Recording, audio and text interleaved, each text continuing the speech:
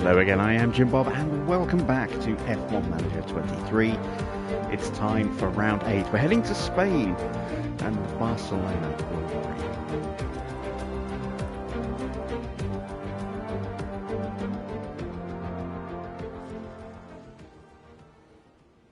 So here we are then, ready and prepped for the Spanish Grand Prix with a car that is very much in the window.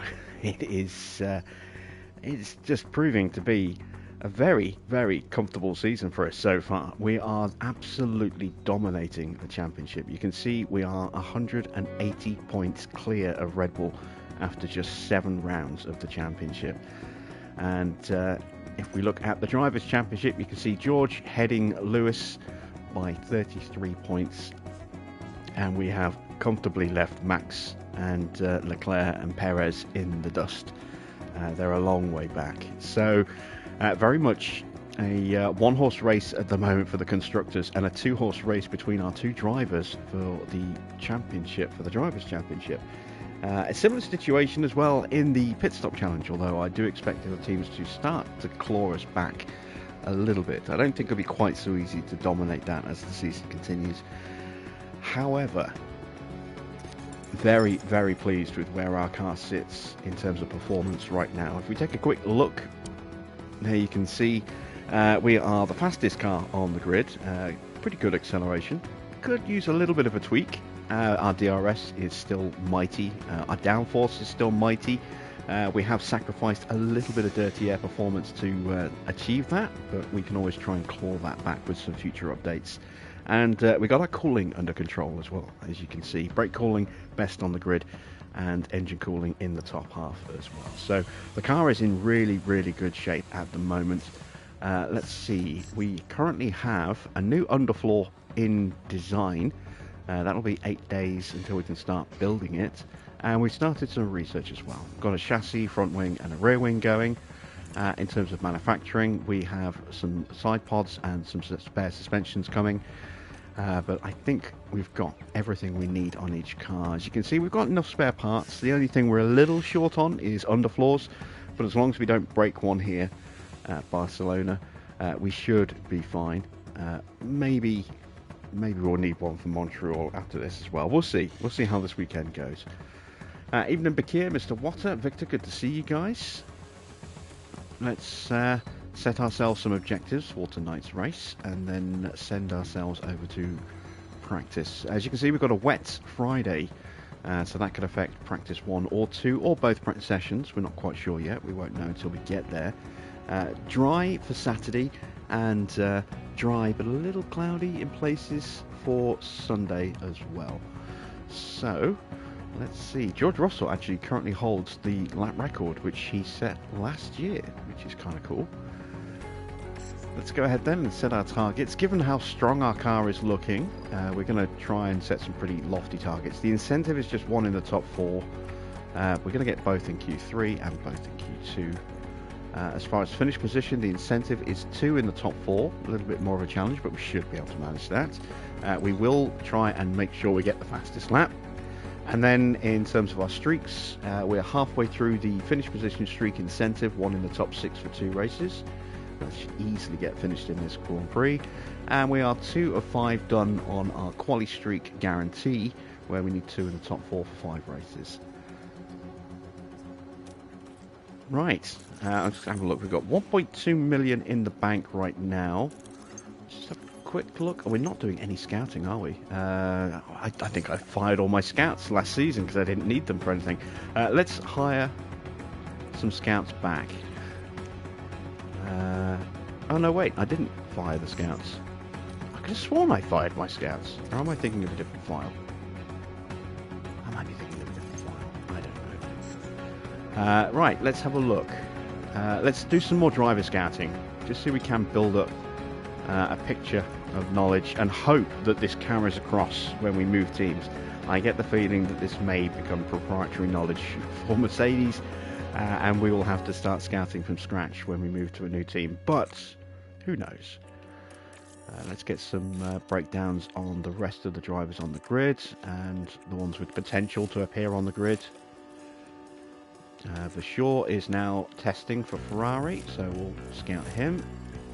And Liam Lawson is still testing for AlphaTauri. Let's scout him as well. That's our 4 scouts active. And with that, it's time to head to the Spanish Grand Prix.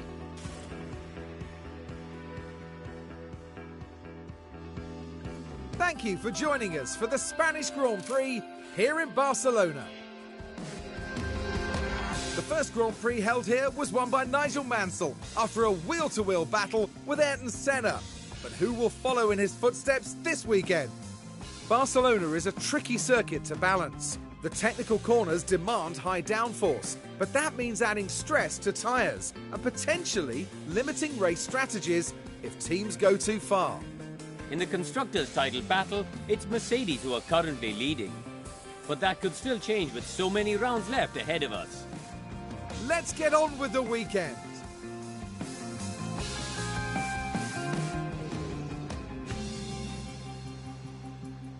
So this is a circuit that traditionally is very rough on tyres, partly down to, you know, it's the nature of the circuit and the surface, partly down to the temperatures as well.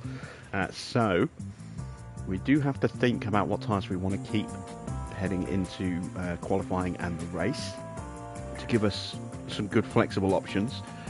We don't normally run the hard tyres, but I'm thinking I probably will run them here tonight. The question again is, do I go 1 stop or 2 stop? We have probably got the pace to pull off the 1 stop, but it will leave us a little vulnerable.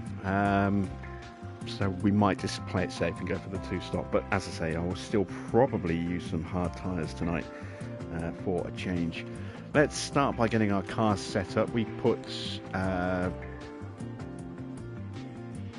Teo in for George last night, if I remember rightly. So let's put him in for Lewis tonight. We're going to go with a set of softs for both cars because there's potential for rain. We're going to overfuel, as we always do with Teo, just in case we nail it. We'll go 28 laps. Let's swap out the parts. So we want a very, very knackered engine there. Oh, will that last? I think this should last this session, and then I think we're probably screwed from that point on. Gearbox, yeah. We can go ahead and buy that extra gearbox for Lewis now. There we go. We're not going to use them tonight. I'm thinking I might do penalties at Montreal. We'll see. I've done them there in the past on the previous game, and I've usually been able to recover quite nicely there. It's usually quite a good chance of a safety car, be it a VSC or a full safety at that circuit, so we'll see how that goes.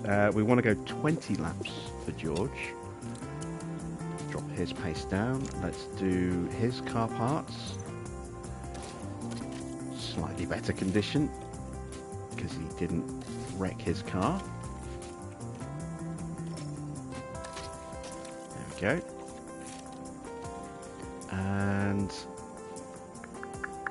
again, soft tyres for George as well.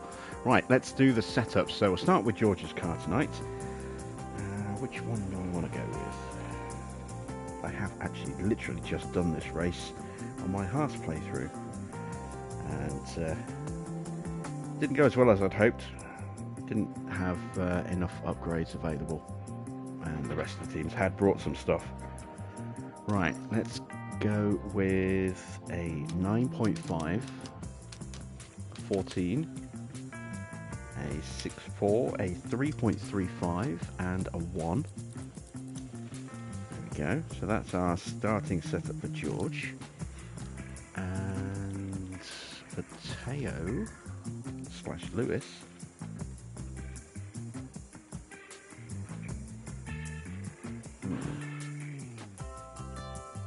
let's go. Looking through the book, let's go with the brand new one that I got earlier tonight. Let's go 8.5, 14.5, 9.1, 2.95, and a 0.3. There we go.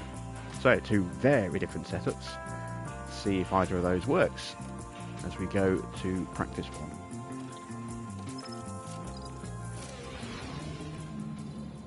We'll send out George first. His car is in much better shape and he's a better driver, so he should be quicker despite carrying less fuel. And then we'll send that tail after him. And let's see, is it going to rain in this session? It is. Radio check. And we'll need to come in after about 15 minutes, so we'll be touch and go, as we probably won't get full feedback in time. Hopefully we will. Copy, radio check, radio check. Radio's loud and clear.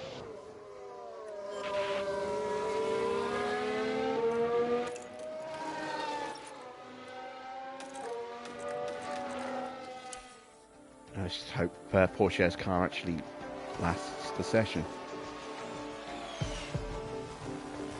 So that ERS unit is pretty knackered, and it might not survive.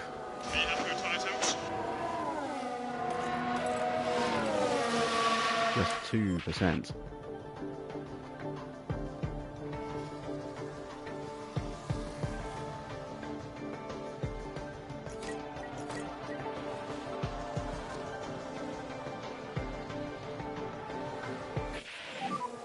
So rain is imminent. Okay, getting the wet weather warning a little bit earlier than expected.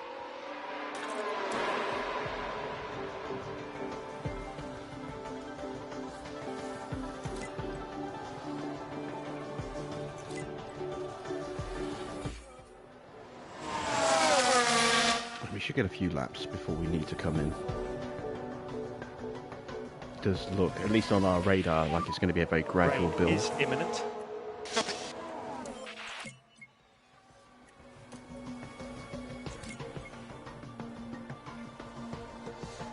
Yeah, the ideal time to switch off of softs onto inters in a race is around about 0.7.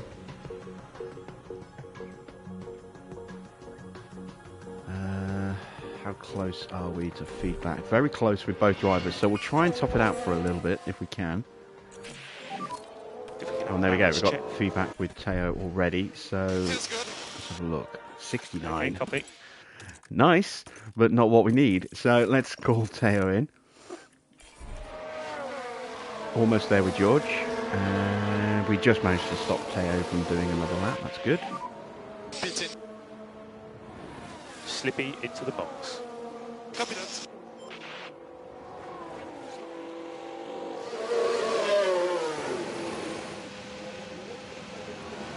Right, so big changes needed here. Everything needs big changes. So we need a 14, we need an 8.2. I think we probably need to go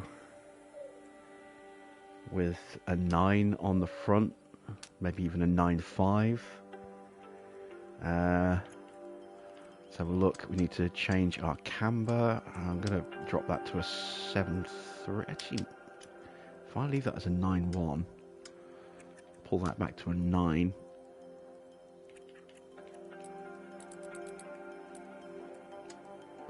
I wonder if I can make that work.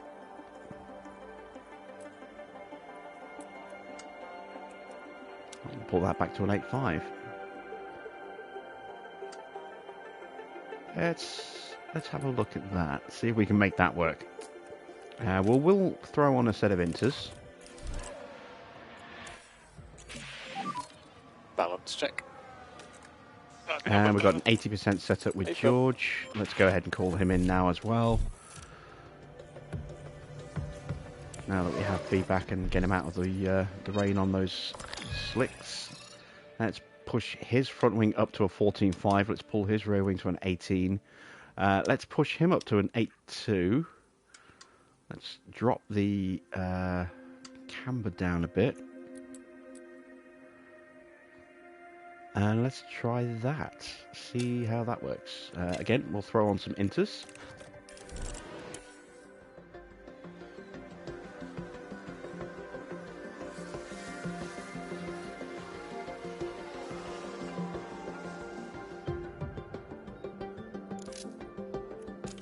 send out Teo just as the track looks like it's drying up. Nope, it's okay. It's going to stay wet for a while. And let's send Russell out. There we go. So Russell's going to get a fair bit less running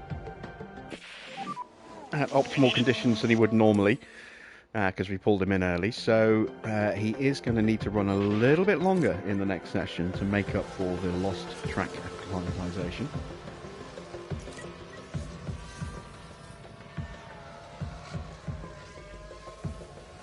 What we'll also do is probably extend his stint by a few laps as well tonight in this session. Any feedback on track conditions? We'll ignore that because it is still going to be wet a bit longer. We do run the risk of burning out these tyres if we're not careful.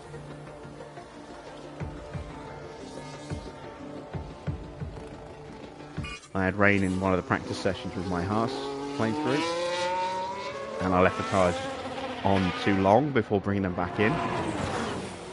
And both cars ended up blowing multiple tyres and just grinding to a halt on track.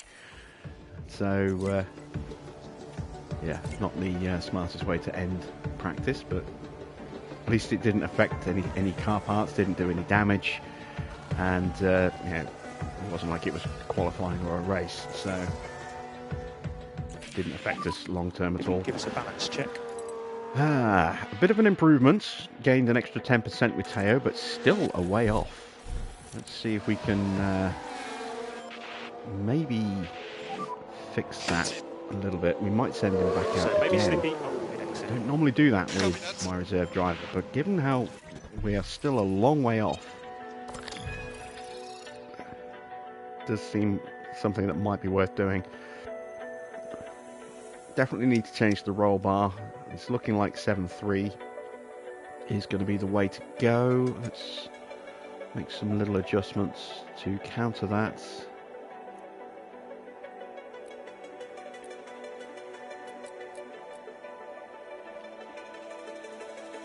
Let's try...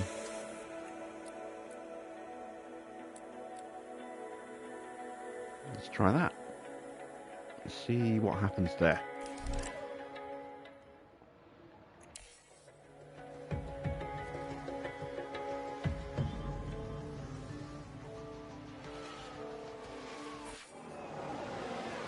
Rain has stopped. I forgot to do it, but we'll do it when we send Porsche back out. We'll switch him back onto those softs again. Just say what you'd like on the balance. Big improvement for George. Got him up to 95%. Still a little bit of work to do, but not horrendous. Call him in, actually, just in case we need those tyres again in the next session. And let's put those slicks back on. For Teo, it's only going to need fuel for about 10 laps. There we go. Send him back out. Here comes George. And there goes Teo, pulling out.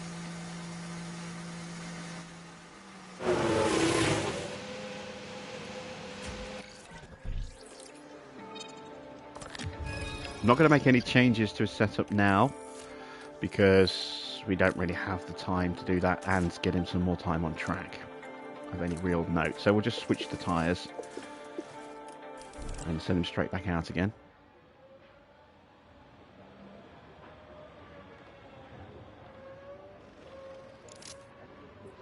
There we go.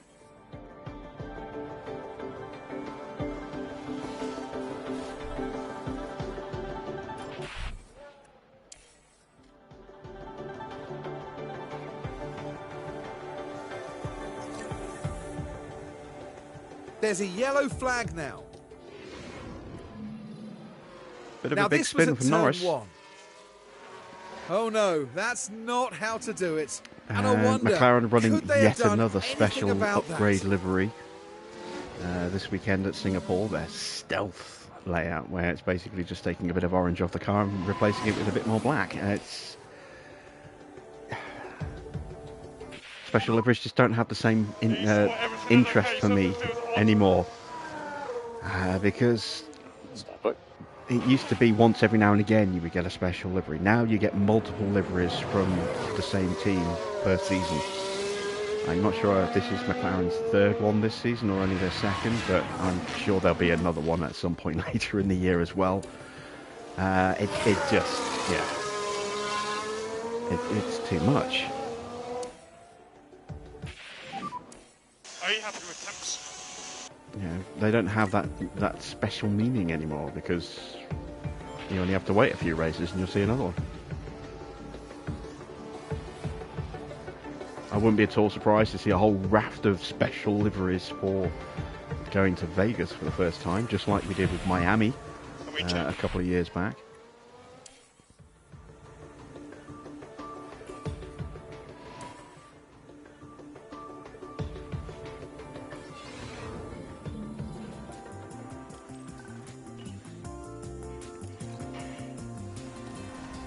Alright, so we got Lewis back in the car. We did get some progress.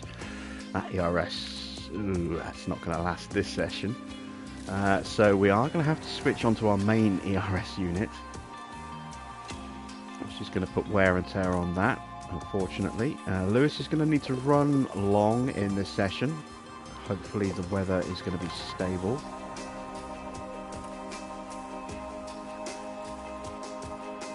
We get some partial feedback from Tail on that last run as well, and we have gone the wrong way on a couple of bits here, so let's see. I don't have feedback on that yet, so I know that needs to change. We'll push that to there. Camber's going to need to change a little bit. I'm going to go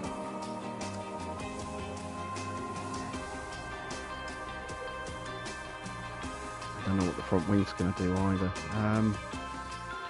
I'll just do that, push that back to there. We'll see what happens with that.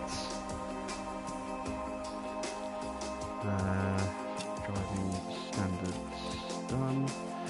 Right, George. So what do we need to tweak here? Front wing and braking. Alright, so let's go back to a 9 on the front wing. Let's pull the camber back to correct the cornering. And we'll just push that up to a 0.9, I think, on the braking and see if that's the right way. We might have to flip that one way. We'll see.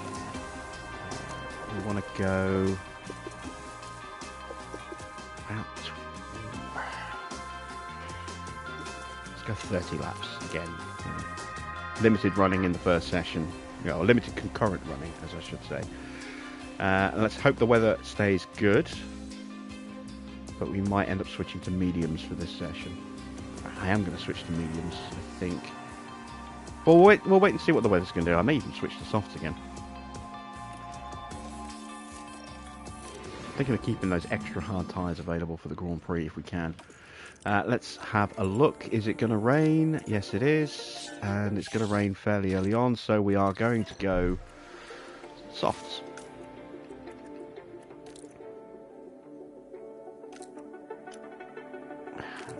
Won't run for that many laps. There we go.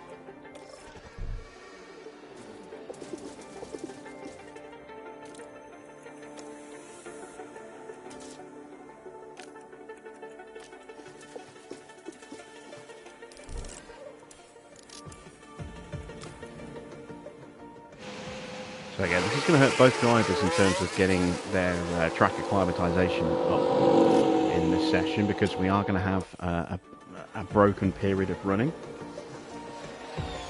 Right, 2 broken periods really, because we're going to have to pull them back in for dry tyres when the rain stops again. That'll hurt George a little bit, it'll hurt Lewis a lot more, because he hasn't got any track knowledge at the moment.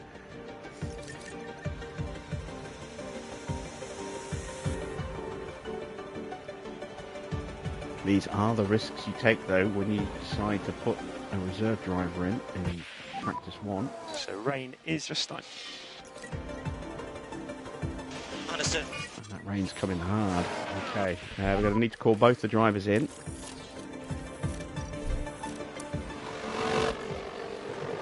We can get away with inters, I think.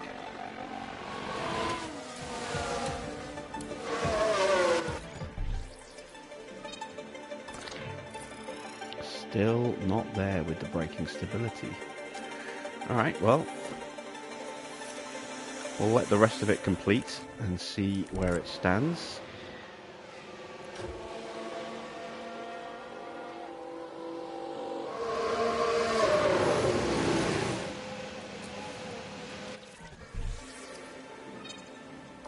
And we're off with Lewis a bit as well. May as well make those changes now.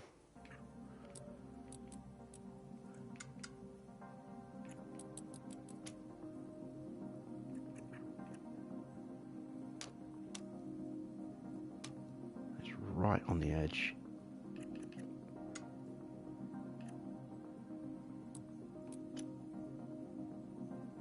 I'm going to try that.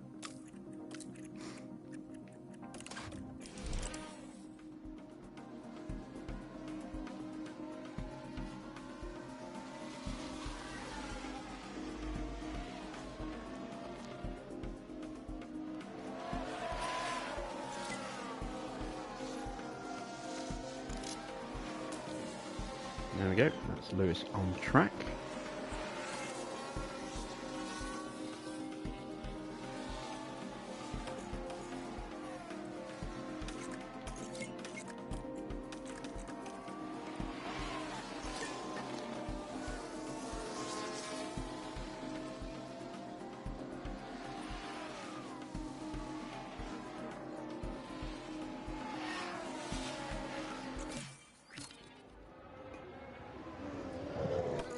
So,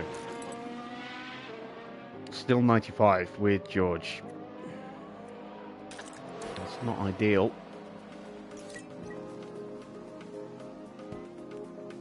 Barca can be one of those circuits where it can be a little tricky to nail down the final setup, just because you end up with quite a lot of variations in 100% setups, and just finding the right combination can sometimes be a little bit tricky. It's just petering out now.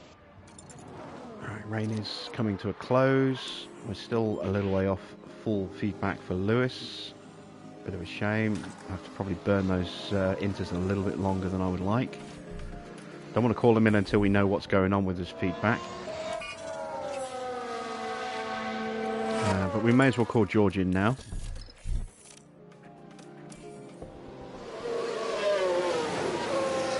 Getting back onto slicks. Okay, getting closer. So, camber needs to be there. And we need to just try and counter that slightly. It's really tight. I don't know if that's gonna go. I'll try it.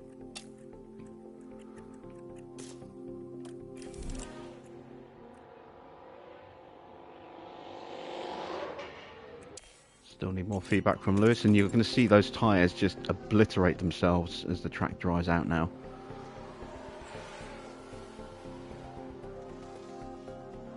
Look how quickly they're falling apart.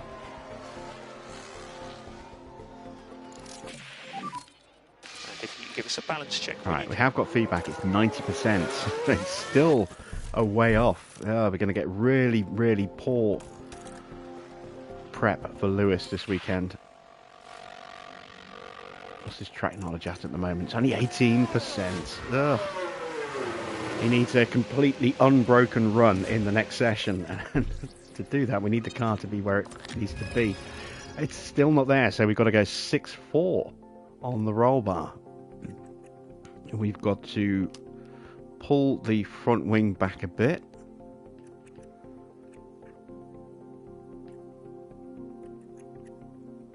I might go with a 9 on the front wing, pull that back to a 3.45, leave that at a 1. Yeah, let's try that. Let's throw those softs back on, change the run plan. It's more fuel than he needs, but never mind.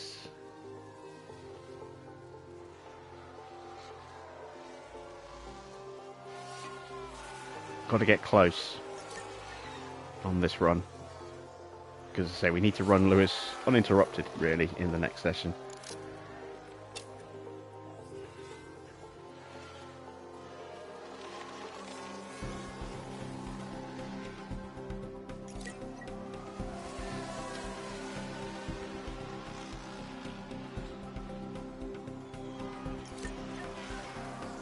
Yuki's got some pace again. Look, he's up in P4.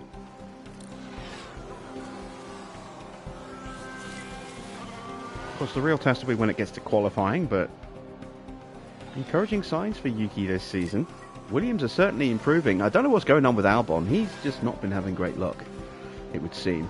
Although he's not on track at the moment, so maybe his fastest time was only set on inters. We'll see when he gets on track if he can improve. If he gets on track.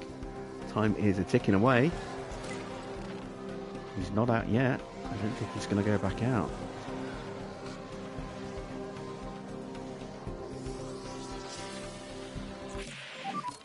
Balance check. 94. We've gone down with George. What is going on with our setups tonight? They're just proving a lot trickier than I was hoping they were going to be. We're not going to get full feedback for Lewis. We're going to get partial feedback. And we'll just have to make an educated guess based off of that. 4 out of 5 ain't bad. Okay, right.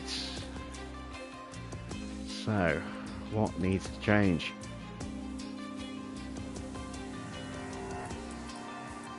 Okay, we're looking at that.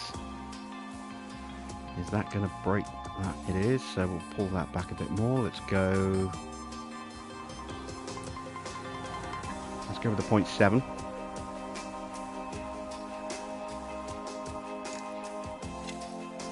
We'll go medium tyres on this one, and we're going to run 30 laps of fuel, 35 laps of fuel, 35 laps. You can always call them in early. And for Lewis, I have no idea where we are on this one. Oh, that is looking very, very promising indeed. So it looks as though we have pretty much nailed it. It's all down to that rear wing, but that should be optimal. So set of mediums for Lewis. And he needs to run for 44 laps plus. And hopefully we can get him at least close to 100% on track knowledge and nail that setup.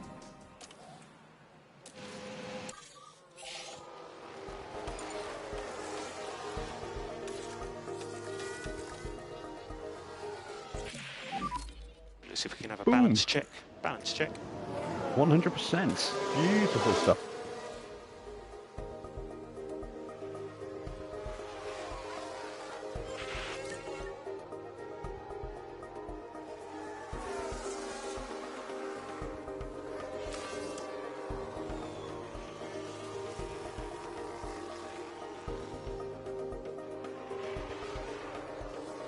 Albon showing a little bit more pace.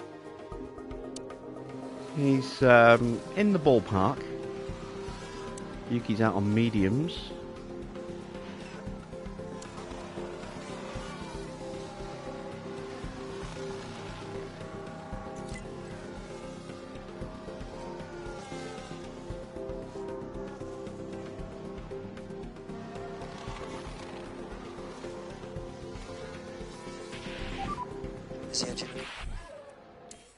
Your engine's fine, just keep going.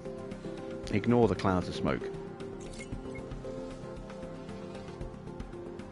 I'm sure George just stuck a potato up your exhaust again. Right, feedback incoming for George. Please get this right. Yes, there we go. That was hard work, but we got there.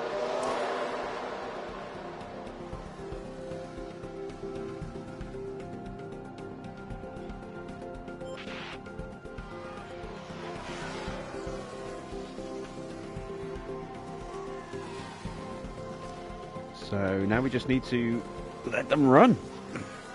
We'll call Russell in as soon as he hits his track knowledge, but Lewis is going to have to run to the flag.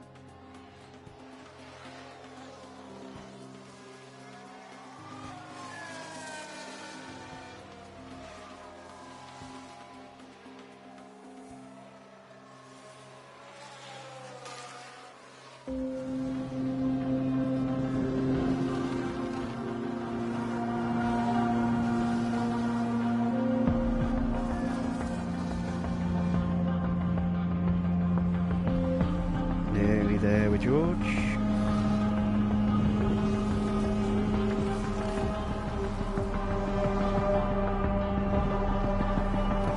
And he's there. So George is in.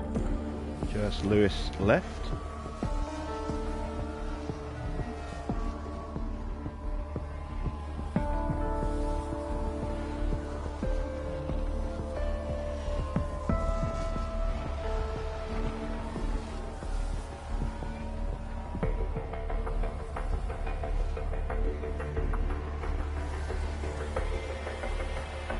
Flash of yellow there.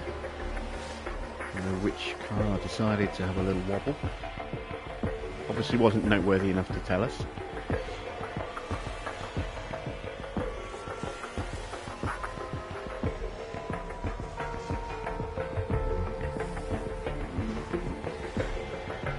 Eight minutes to go. We've got Lewis up to about 80%.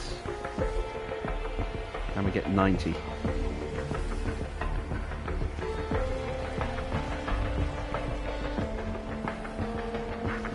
Flurry of activity from the rest of the teams.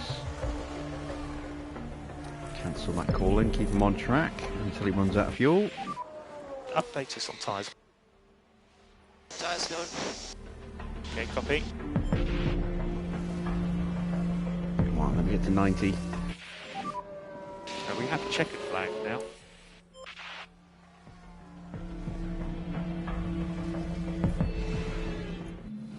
Got close, I think 89. No, we did get him to 90. So, just 3% difference in their preparation. That's not too bad. Doesn't make a huge difference. And I'm going to check these setups to see if they are in the book or not. Welcome everyone to qualifying. This should be a good one. Teams often bring upgrades to Barcelona, so the qualifying order could be a little shaken up. Cars need to be well balanced in both high and low speed corners to set a good lap here. Now, Karun, you and I were actually just talking about that man there, Max Verstappen. How do you think he'll be feeling today? We saw them set an impressive lap time in practice, so it's a great start as they move into qualifying. But as we all know, a good performance in practice doesn't guarantee success over the rest of the weekend. Well, we're certainly ready in the commentary box. The drivers are getting ready down in the pit lane, and it's time for qualifying. Did you notice the repeat animation there, just with the driver and the mechanic the wrong way round?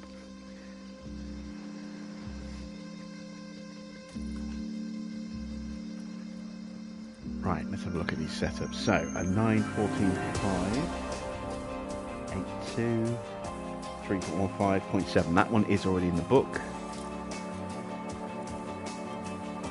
And this one, a 9.14. 6.4, 3.45 and a 1. That is a slight variation.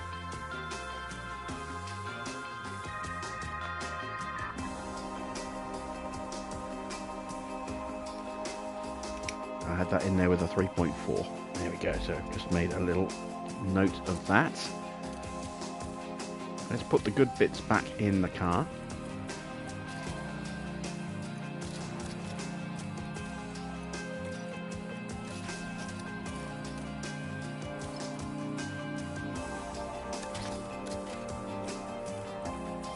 Go. And Lewis. The engine down to 3%. Ugh. Not going to get much more use out of that.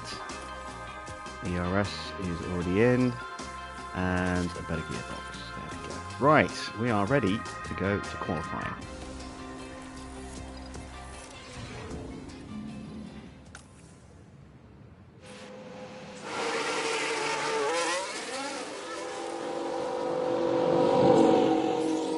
Patronus logo still catches me out every now and again. It makes me think it's number 6 on the front of the car when it's just there. It's just the Patronus logo.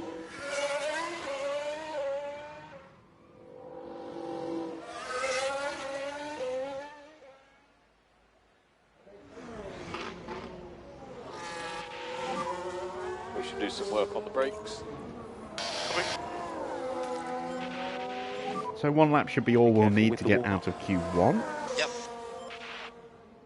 And it will be our first real test of where our pace is this weekend.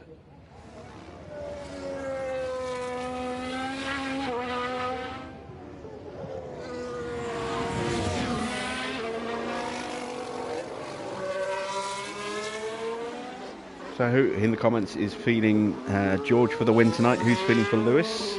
Let me know who you think will win. Because it's almost certainly going to be one of our two.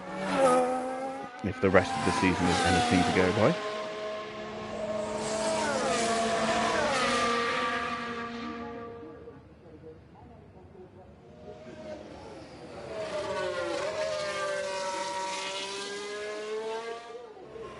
Of course, things could be a little bit closer. Teams do bring upgrades, so while we were still looking mighty impressive, we didn't actually compare against any other teams. So no one ahead. So it's entirely possible that the Good to gap go. is certainly smaller than we think it's going to be. So it's all clear. Good to go. As Norris is leaving the pits now. And Ocon starts heading out as well. Norris might get in the way of Lewis here in turn 1.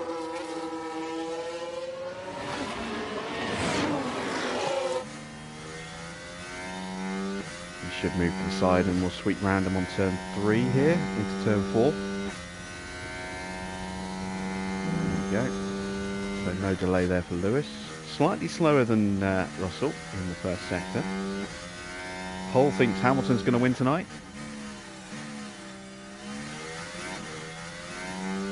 On paper you would have to say Lewis is still the quicker driver, but George has been pretty mighty this season. He's had 6 wins to Lewis's 1.5. The sprint kind of doesn't really count, but kind of counts at the same time. Lewis does have the upper hand in the middle sector.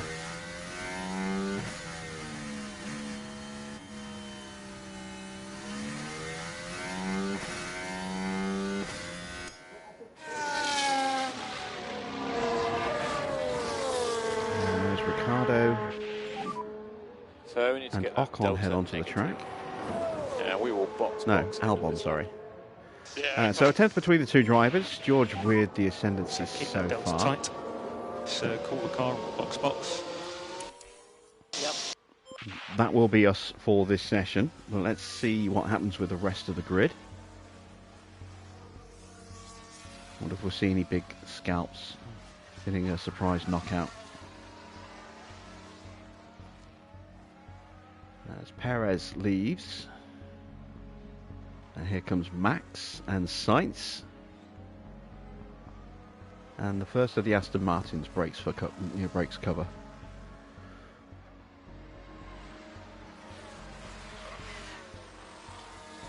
Still no sign of Charles Leclerc or Alonso. There's Alonso making his way out. Perez goes P3, 0.3 slower. Sainz goes a tenth faster. Max a couple of tenths slower. Leclerc now leaving the garage. Stroll's in P7, splitting the two Red Bulls. And where does Alonso go? Oh, Alonso got held up. He is down in 13th behind Norris. So expect to see an improvement for him. Leclerc has gone 14th, so bad lap for Leclerc as well. Expect to see him dive straight back out again as soon as he gets into the garage.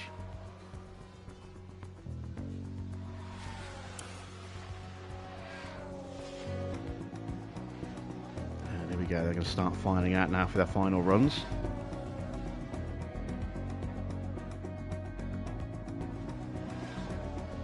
Max just boxing. He's improved up to 6, and I think that's Max done for the session. There's going to be some traffic. If the Ferrari's going to go out, they're leaving it late. There we go. Leclerc behind. Oh, Max is going for another run, but he's left it late. I don't know if they're going to have time. No sign of Sainz. He's obviously staying in the garage. No sign of Perez. It's going to be very tight.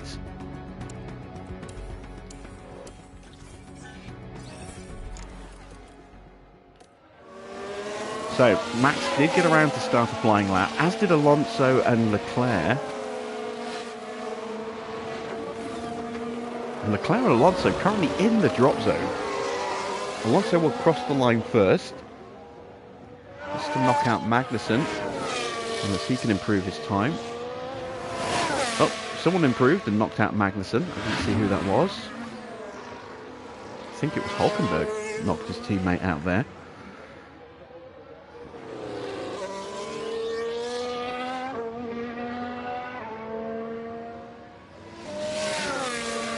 Bottas gets through, knocks out Norris.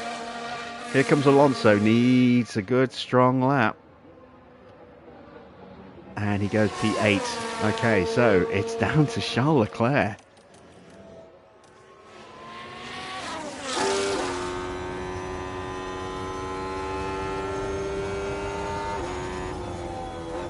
And he gets through comfortably, the 113.1. So we're going to lose Bottas, Tsunoda. That's a bit of a surprise. Such an awesome job. We're also going to lose Norris, Magnussen and Schumacher. Evening, Farah.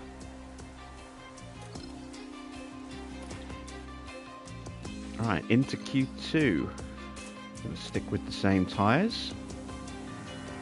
Just going to do the one lap.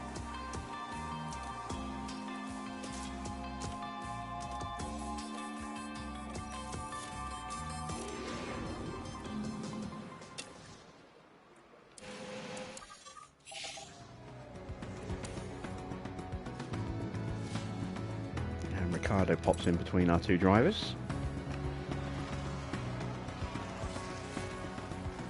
Okay, just looking to get through into the top 10 here. Not looking for anything earth-shatteringly quick.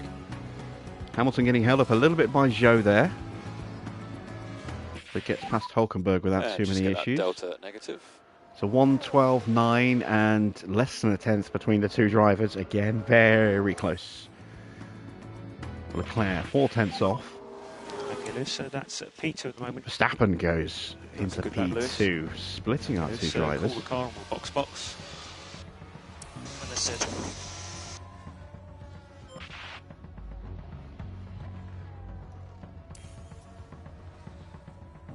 Let's see what Sainz can do as he's winding up for his flying lap. Alonso crosses the line and goes P8.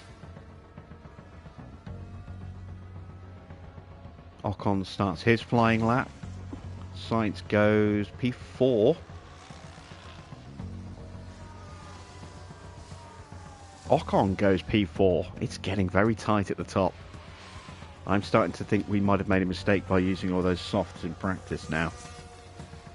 Because it means I can't have two sets of softs for the race. That's okay. I'm thinking medium hard soft is my strategy. Or maybe medium soft possibly, but probably medium hard soft will be my strategy.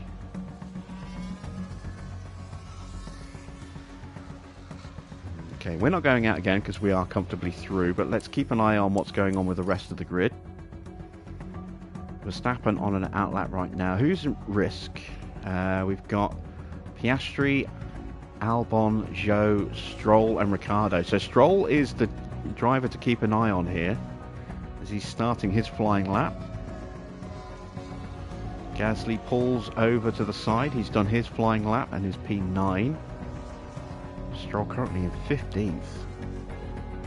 Hulkenberg is the driver who's going to be at risk here. And look how close the top 10 is. Just half a second.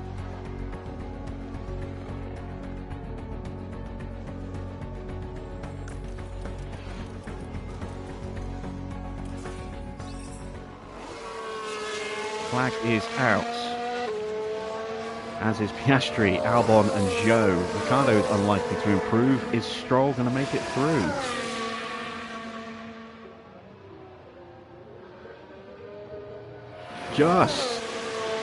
He just squeaks in ahead of Hulkenberg, who is on a lap, I think.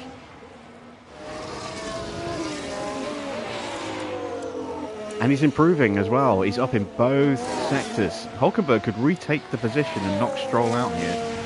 We can get a mighty final sector.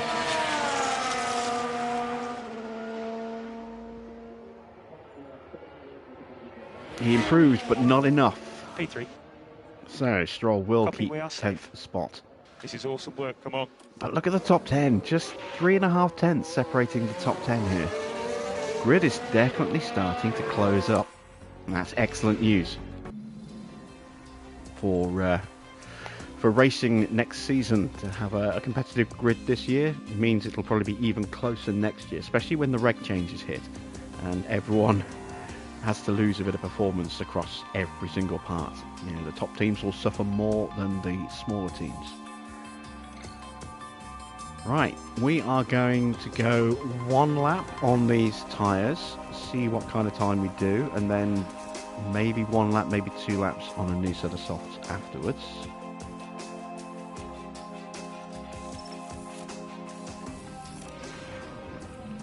Let's get out nice and early. We'll send Lewis out first this time.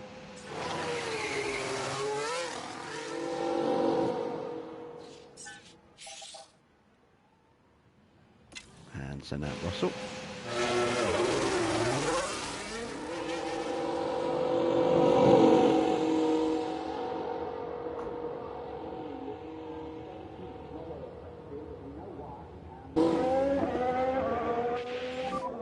This is out lap normal.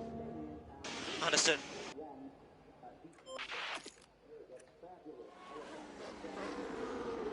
And Verstappen breaks cover as well. He's now heading out. Copy. And Sainz is coming out as well.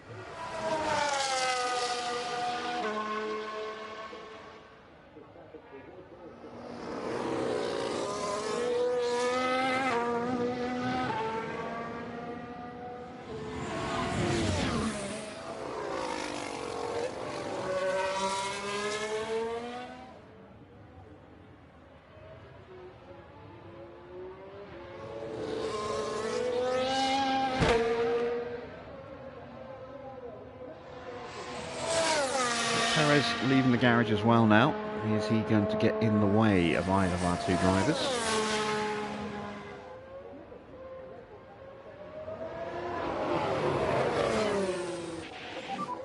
So Hamilton starts winding up for his flying lap. George will do the same in just a moment.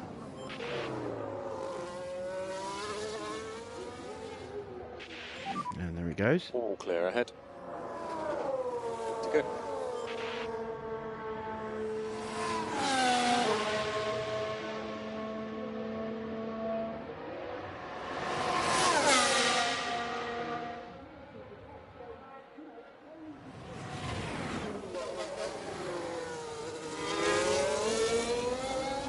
So, purple for Lewis in the first sector. He's the first driver to set a first sector time, so he's always going to be purple. Let's see, can Russell beat him? Yes, he can.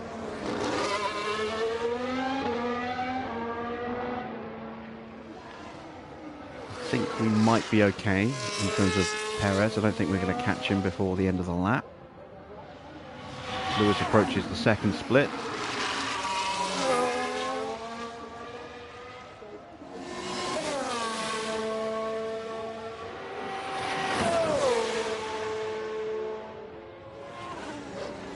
And Russell goes purple in the middle as well. So once again, Russell looking very, very competitive in first run qualifying. Lewis sets a benchmark of a 1:13.4. That's pretty slow. That's about half a second slower than it needs to be. But again, worn tyres, just to build some confidence.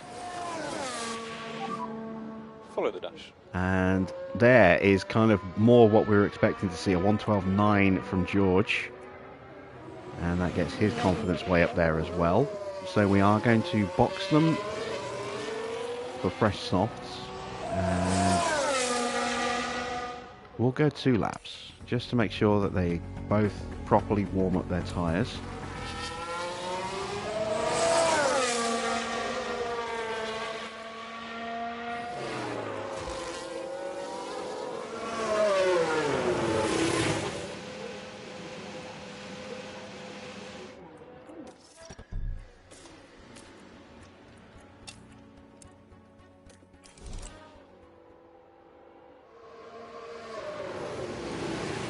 is going to limit us a little bit on tyres in the Grand Prix itself, but like I said, I'm only planning on using one set of softs, so shouldn't be too bad. I think I only put one. Did I put 2 laps on Russell there?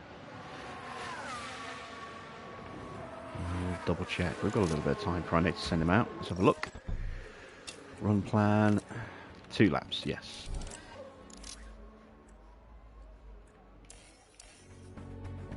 Alright, Perez is up there. And Sainz as well, and Max. So it's going to be a very tight qualifying.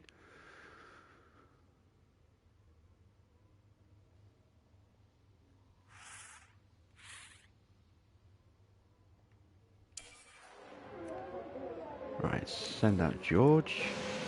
We've got a yellow flag on track. That is one of the Astons. I don't know which one. It was Stroll with a bit of lock-up. So here we go, heading into turn 1. And that looks like it was on his flying lap as well. The wheels just lock up DRS there. was They open. were just unable to do much about it. So that's that lap ruined.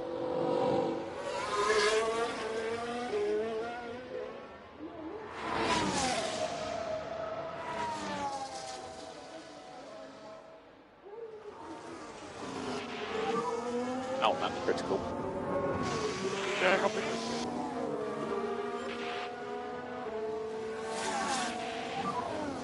Be careful with the warm-up.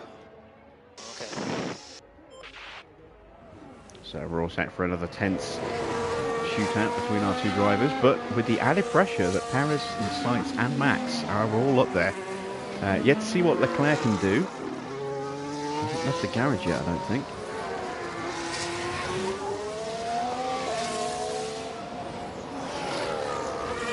Oh look, there we go.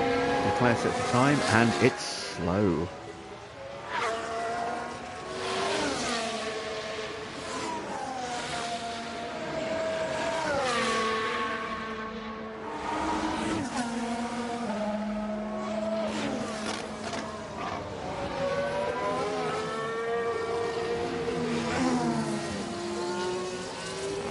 As Alonso gets back to the garage. No, that was Stroll boxing. All clear ahead. Good to go.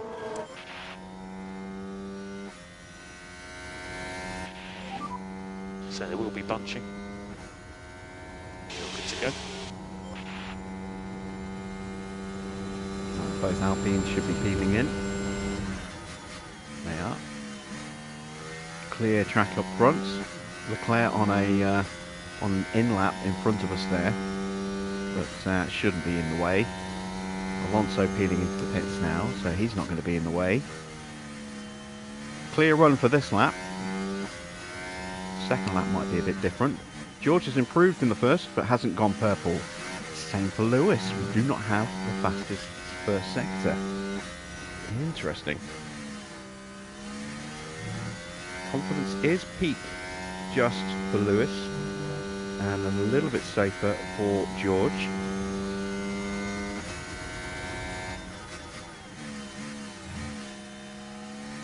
Russell goes purple in the middle. New personal best for Lewis in the middle.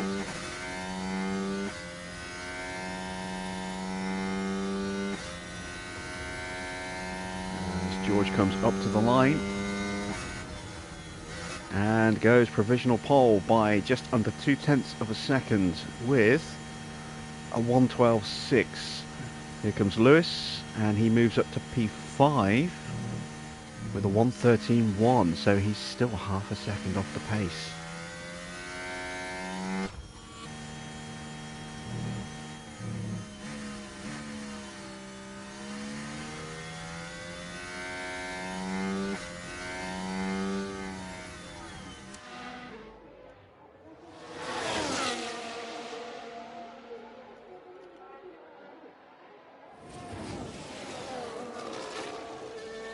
Got a few more cars leaving the garage now. Leclerc on his way back out. Here comes Perez.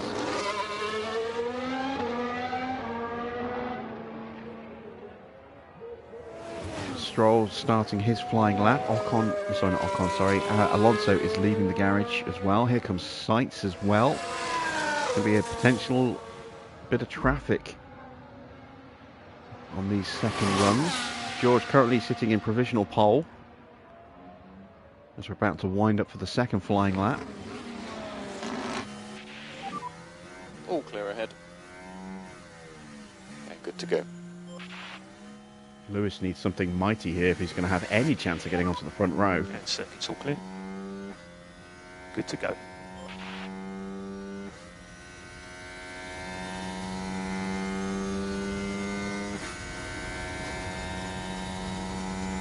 He is going to have a clean bit of track though. As Verstappen peels out behind, and I don't know if Verstappen's going to have enough time to get around.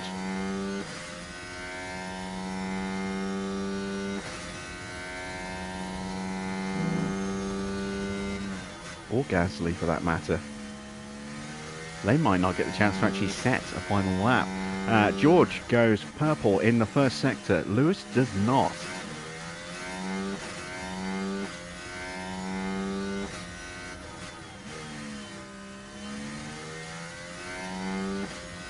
George's confidence sky high at the moment as he goes purple in the middle as well. This is going to be a flying lap from George here. Lewis is at peak confidence. He can't match George in the middle either. It looks like George is going to take pole position, but can Lewis get into second?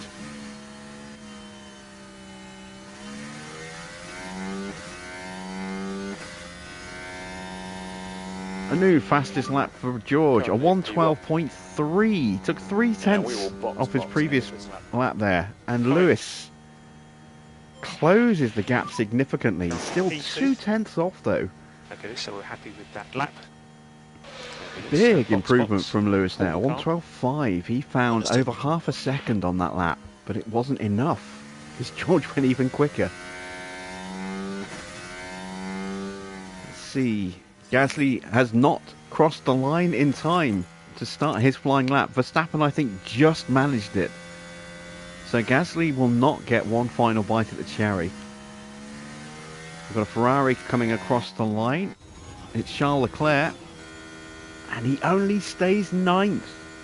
He only improved a little bit.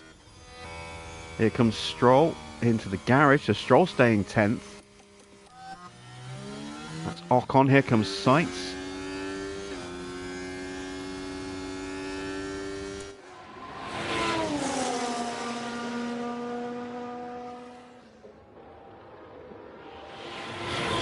Sainz can't improve. He stays P4. Ocon peels into the garage. No improvement for him. So it's just down to Max now.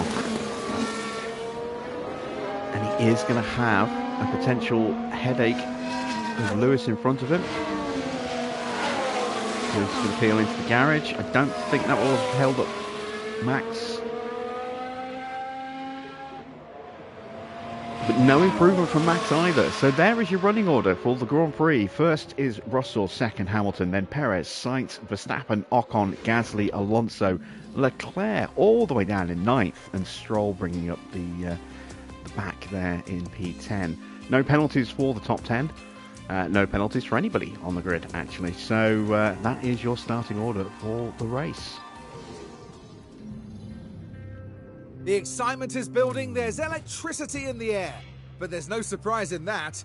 It's race day. Barcelona is a circuit with plenty of history under its belt. It was here, after all, that multiple world champion Max Verstappen secured his very first F1 victory back in 2016. And the weather today is sunny. These are ideal conditions for the drivers to shine. Well, Formula One is back in Barcelona, and the teams have got their work cut out for them.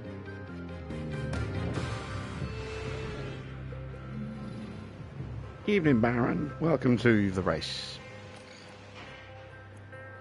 Okay, so strategy. I did say I was only going to go with one set of softs, and it's going to be at the end of the stint. We're going to go medium, hard, soft in this Grand Prix. Actually, let's have a look. I could go hard, soft, potentially. No, we'll keep a set of softs, mediums, hards in reserve. Let's go Let's go hard, medium, soft like that, I think. And we'll do the same with Lewis. We'll try and control the race from the very offset, from the beginning.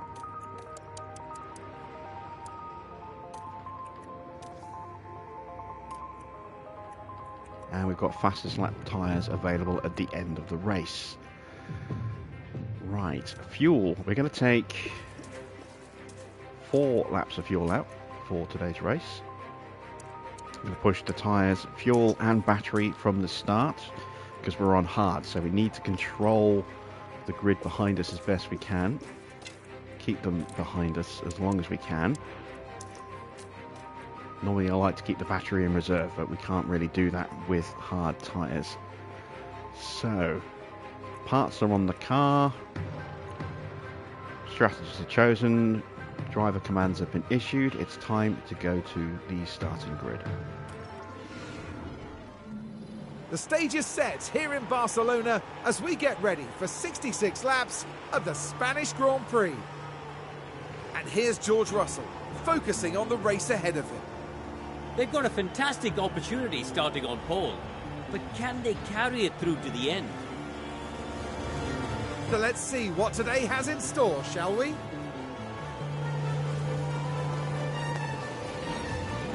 This is it. It's the Spanish Grand Prix. And it's lights out, and away we go. Okay, so we've got mediums and softs behind us. We're the only ones on hards. Perez has already jumped Hamilton off the line. Oh, we've got a big crash. Everyone's been involved. Wow. We've had a big crash here. Both of our guys are still going. Debris on track. So this is what happened. Now this was at turn 1. The cars jostling for position. And you can see how the cars man, that is a together. huge crash. There'll be more than one unhappy team after that. And we've lost sight Now, Ocon, Alonso just and looking here, Gasly, and possibly Verstappen's in Ocon's trouble part as of well. that. His tyres have been ripped to shreds. He's only got 45% on his tyres. Here's another look. Looks like it was the McLaren that started all of that.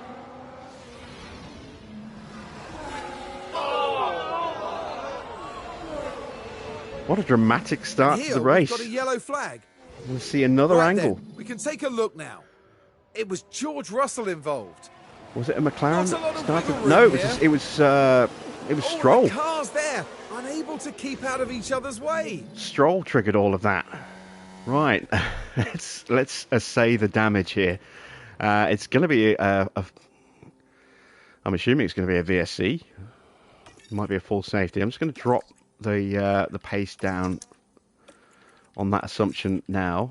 I want to assess the damage because we have got damage on both of our cars here. Confidence is in the toilet for George. How bad is the damage? Minor chassis, major front wing, minor rear wing. That's going to really hurt George. There's the chunk missing out of his ring. We're now sponsored by Etronas. So we need to box George and replace that front wing because half of it's gone. So, new front wing. What are our tyres like? I never looked actually. What are our tyres looking like? 89 and 55 for Lewis. So we took huge tyre damage with both of our massive tyre damage with Lewis, whose car we haven't even looked at yet. He is further up the road from Russell. There's a bit of a gap between the two cars. All right, so let's go ahead and put on another set of hards. I'm going to have to redo the strategy in a second. Let's do it now before I forget.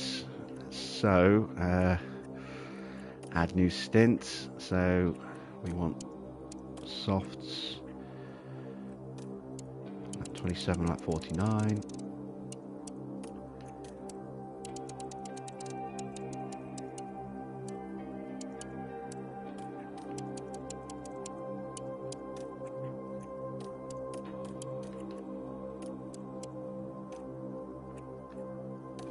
we go.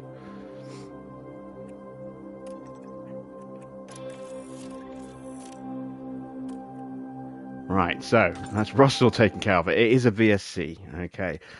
Whew. Let's have a look at the damage to Lewis. He is also missing a huge chunk. Oh my god, look at how bad that rear wing is. That's barely hanging on. I think we might have to retire Lewis here. Minor chassis, minor front wing, major rear wing, minor suspension. Oh, that's not good. We'll keep him out for a little while, see if we can at least salvage some points, but it's not looking good for Lewis. Really not looking good.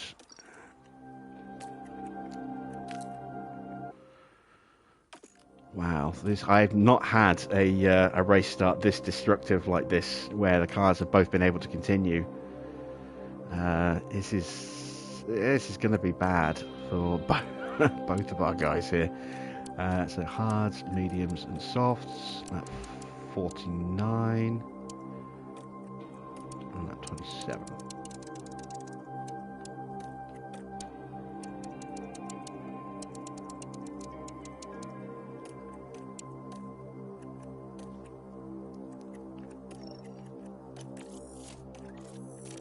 There we go. Who got penalties? Alonso. Oh, it was Alonso who triggered it, not Stroll. So, yeah, Alonso got a three-place penalty at the next race and took 4 cars out and destroyed our car. For Lewis, did major damage to Russell's car. Let's have a look at Verstappen's car. He hasn't even started moving again yet. This might be a retirement maybe for Max. Perez. His rear wing looks intact. His tyres are taking some damage. I don't know about his front wing.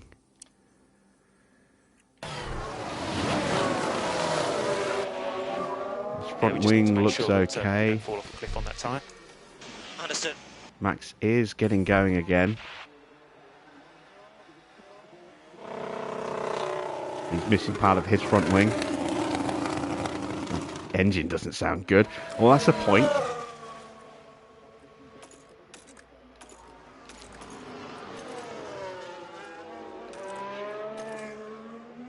Oh, Lewis took a massive shunt again. That's 78% on the engine. That's dropped a few percent, but the ERS is down to just 60. The gearbox is down to 60. It's lost about 20% off both of those.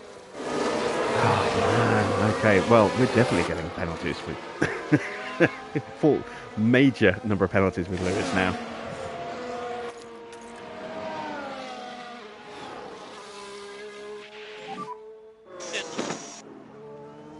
Which is going to drop us way back behind the rest of the field, but it is a VSC and the rest of the field is still in a train. But now we're at the back of the grid with damaged cars and the slowest compound of tyres.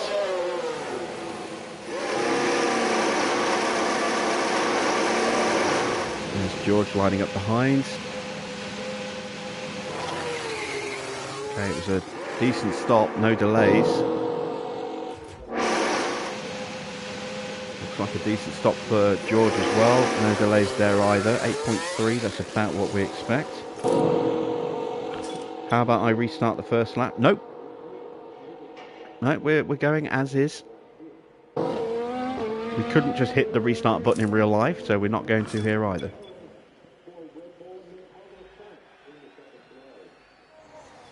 I wonder what the gearbox and engines will be like after this. Yeah, not good, as we saw. Not good at all. At least they weren't completely brand new components, but they were pretty close to it.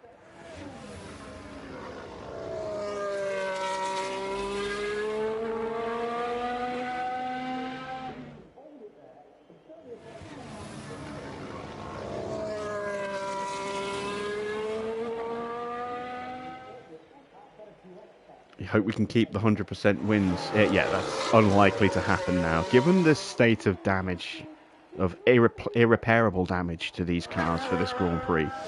Hey, Hamilton's rear wing is literally hanging on by a thread at the moment. Missing a big chunk out of the rear of it. And on the side arm as well. It's just gone on the left-hand side. Next cushion. Yep. DRS enabled.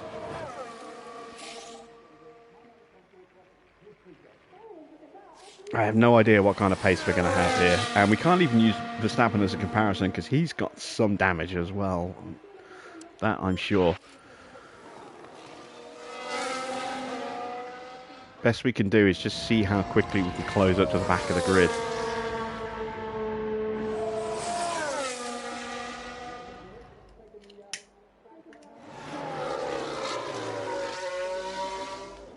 But I'm fully expecting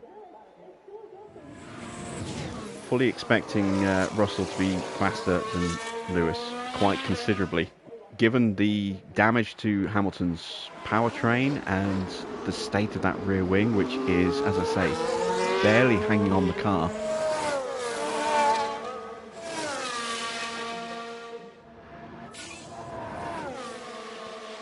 I think it's going to be a very quick retirement for Lewis.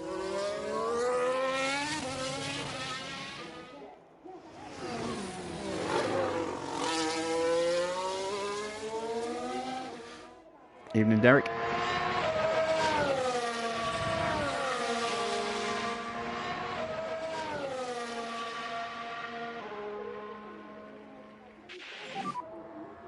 You have the fastest lap. Hey, we got the fastest lap. For now. Can't see that happening for much longer. Russell goes much faster. I think he was 2 seconds quicker on that lap. He was. Leclerc is looking slow. Does Leclerc have damage? We haven't looked at the rest of the grid here.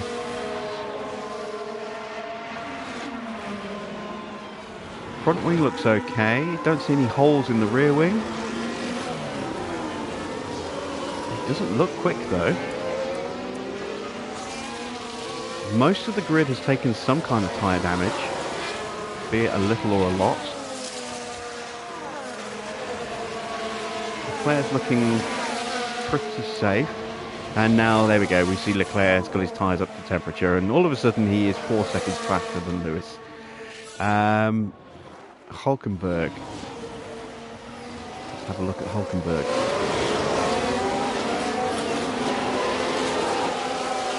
Currently running in P2. Car looks okay. Piastri looking very quick in P3.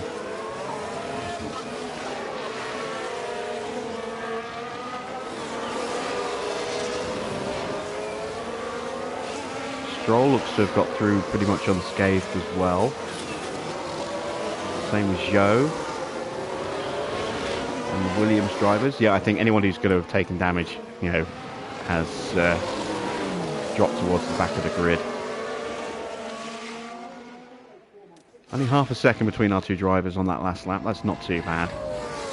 Hamilton's still slightly quicker than Max. If we get another couple of retirements, it's not impossible that Hamilton might be able to sneak a point here, but I just don't know whether or not it's worth keeping him out and sustaining all that extra wear on already now knackered components just for a point. So I say we'll leave it a bit, but we may well be bringing Lewis in early. Russell has got more of a chance of getting some points, but we'll see.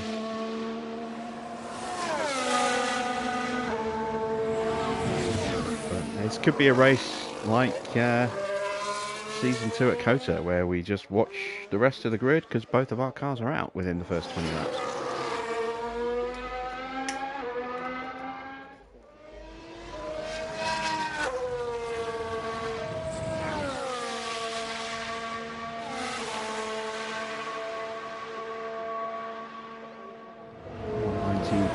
Still slower than almost everybody else on the grid. Our one saving grace in all this is that you've got some cars out of position, which hopefully going to burn the battery as well, seeing as we've got it to burn. Seeing as we've got cars out of position, they're going to be potentially slowing down the group. You can see how Leclerc is just blitzing away from Hulkenberg. Hulkenberg does not have P2 pace.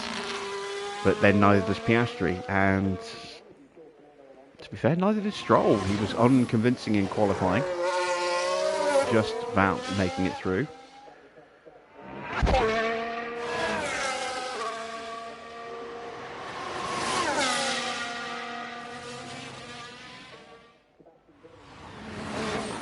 Hard tyres are definitely playing a factor in our speed at the moment as well, which is why I'm not pulling the plug just yet, and why I'm burning the battery. I may as well use this opportunity as well to continue the fuel save. We just need to introduce a little bit of lift and coast. Understood. Just in case we do go. Get a bit further into the race. A 119.3 and a 118.4, so yeah, you can see George has definitely got some pace when he pushes on these tyres. Lewis, not so much.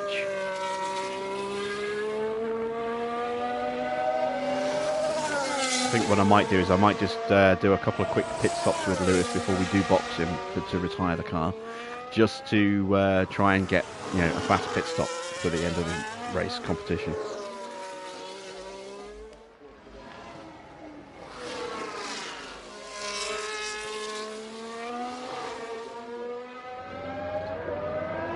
Because that first stop he did certainly ain't going to be competition worthy. 8.5 seconds.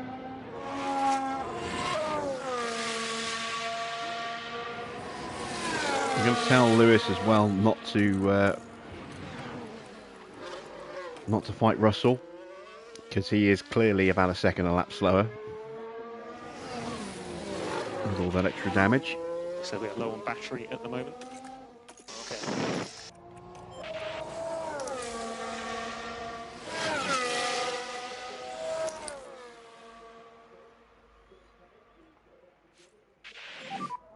Let's just work on getting that pack back up. I can't help but wonder as well if that was Charge the pack. a crash of our own making, because we started on the hards when everyone else was on much faster tyres behind us. It's something to think about for future races.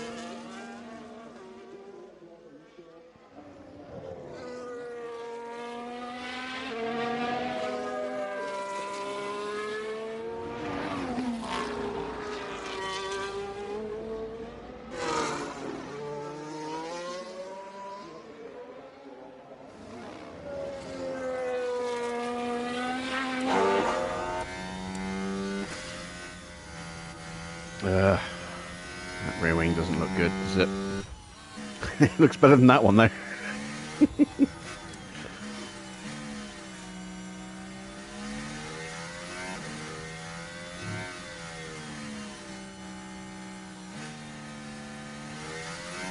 Well, we are definitely pulling away from Max.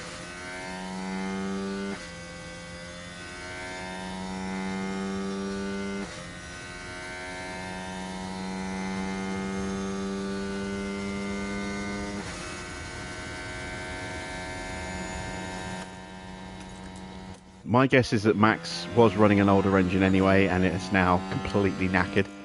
Let's see if we can do a bit of detective work on that. So, yeah, that's what our power units are looking like right now. So you can see Russell has come out of that in terms of his powertrain, pretty much unscathed, but Lewis took a massive shunt up the rear, and that did some serious damage. Let's take a look at Max. Actually, no, Max was using, by the look of it, maybe a brand new engine. And it's down to 84%. Or at least an engine in better condition than it was after that shunt. Leclerc has a damaged gearbox. That'll slow him down a bit. We've got no data for science because he's out. Piastri's running new everything this weekend, which is why he's up there. Who else do we want to look at? Hulkenberg is running new everything this weekend as well, apart from potentially the gearbox. Alonso's car is destroyed. Stroll's car is pretty knackered. I think he got away without being involved in that though, so... Looks like there might still be some front wing damage to Verstappen. Maybe they don't have any spare front wings.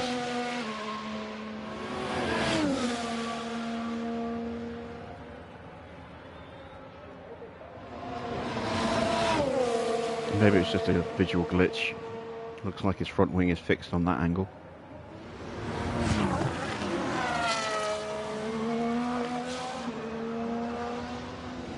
Yeah, that front wing looks okay. Alright, Russell is only about 0.3 faster than Lewis at the moment, so not closing as quickly as I thought, but he is closing. The gap between them is now down to just 3 seconds. With 22 seconds off the back of Perez and falling away by about half a second on lap. And we're lapping about a second slower than Charles Leclerc at the moment. But we're on hard tyres with damaged cars, fuel saving. What happened? A massive crash triggered by Fernando Alonso, destroying our chances of a win and nobbling Verstappen and also killing 4 cars completely and utterly. And I think Perez has damage as well because he is 6 seconds off the back of Magnussen now, so he must have some kind of, structural damage to his car as well.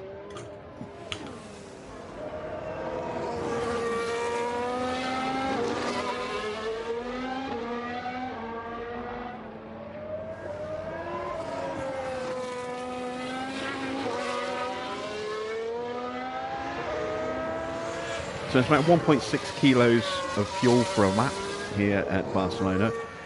We are definitely going to get lapped. There is no question of that. If we stay out, we are definitely getting lapped. I don't know how many times though. So what I'm going to do is, for now, I'm just going to stop fuel saving. That's about 2 and a bit laps worth of fuel that we're missing. But on current pace, given how far behind we are, I think there's a strong likelihood we might get lapped twice. What tyres is Perez on? He is on worn out mediums, but no more worn than everybody else. Only slightly more. So like I said, I think he has some kind of structural damage. Suspension, underfloor, chassis, something that can't be fixed. His rear wing looks okay. I think, if memory serves. Yeah, his rear wing looks okay. His front wing is okay.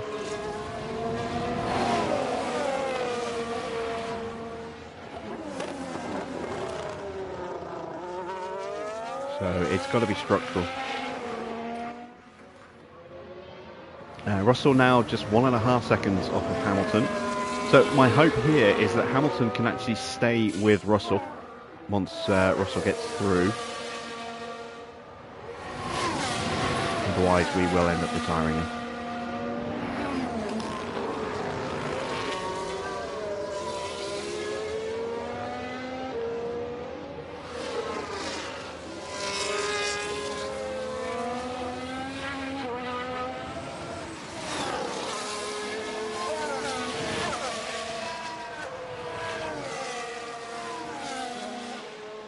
Norris with the fastest lap right now, 1:17.2. which is over 2 seconds faster than Lewis can do. Piastri is up into second place. And Max is about to get lapped.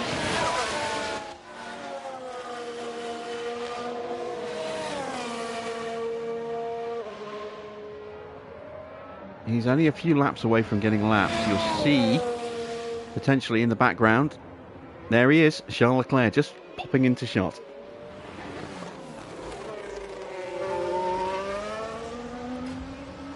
Back to R2. Russell now inside DRS range. So he should get the pass done on this next DRS straight because Lewis has already been told to just pull over and let him through.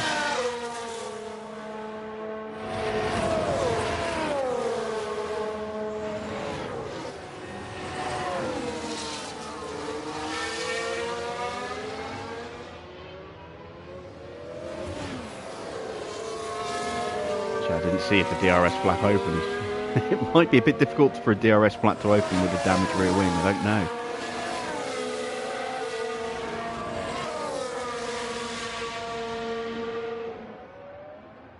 Yeah, no DRS. The DRS is broken on both of our cars. Not that surprising, I suppose, really. No way Ferrari screw this. You underestimate you underestimate Ferrari there.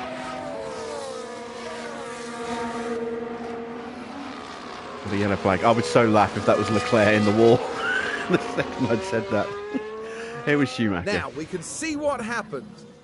Here we are going into turn 9. Oh, and they need to be watching those track limits. Fighting with the car just a little. That was close. He nearly clobbered. He nearly clobbered Joe then. Oh no, Bottas. Joe is up in 7th right now. There's going to be some big points for some of these smaller teams here, potentially. Let's say Piastri all the way up in 2nd. Hulkenberg in 3rd. Tsunoda's 5th. Norris 6th. Joe 7th. Albon 8th. Ricciardo 9th. Bottas 10th. Did you ever think you'd see all those drivers in the top 10 at the same time? It's just insane.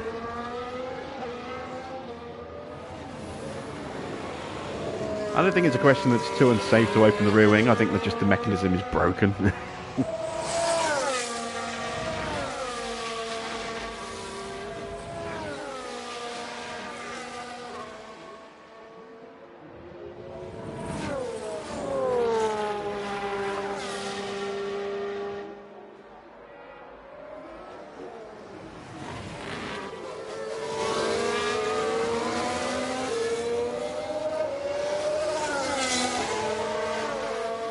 We can salvage some points out of this race. It'll be amazing.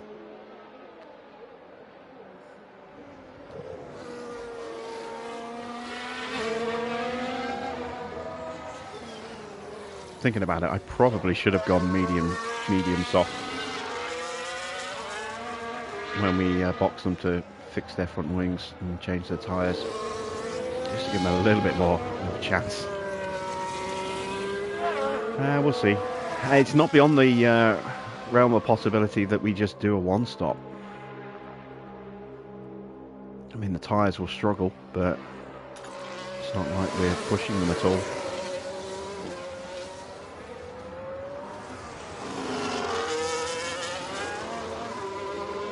The lack of DRS is certainly going to be an issue when we do come up against any kind of traffic, but given where we are at the moment, it's not really that much of an issue. Still doing very slow lap times compared to some of the grid, although we are starting to lap faster with Russell than a fair few of the cars. Perez has found a bit of pace, so he's on a push at the moment.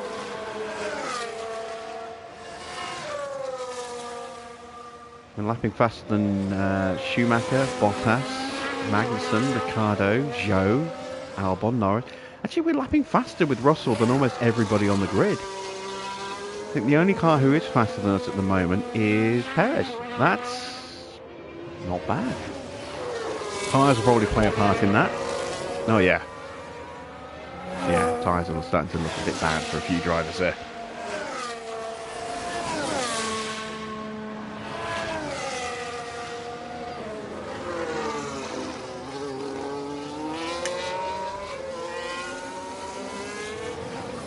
Right, let's jump to the front of this battle. Piastri trying to hang on to second place right now and doing a very good job of it. He's been in second for quite a few laps now. Hulkenberg, Stroll, Tsunoda, Norris, all in close attendance. Albon about 4 seconds back.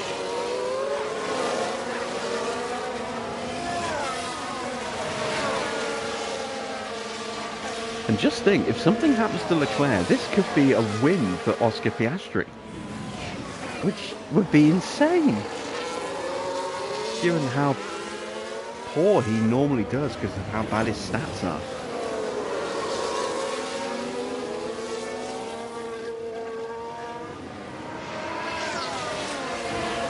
Leclerc's pace has dropped off to the point where he's not even closing on Max anymore because his tyres are dropping off. At least I don't think he is. Let's have a look in 119. Oh, he is still closing on Max, but yeah, Hamilton's pace is actually starting to look a little bit more competitive now in comparison to everyone else. But again, Everyone else's tyres are pretty garbage right now. Mick into the box. First of the soft tyre runners to get off those tyres. He is going for more soft tyres.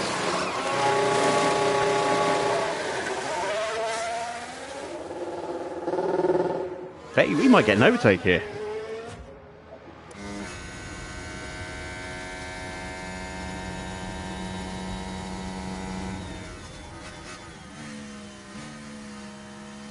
Not quite. Right, let's see if we can hang with him.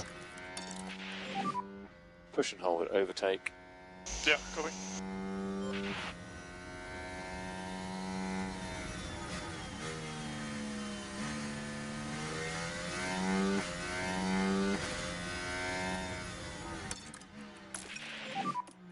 Just push. Understood. This is our one real Use the opportunity to try and get close to the back of Mick before his tyres warm up.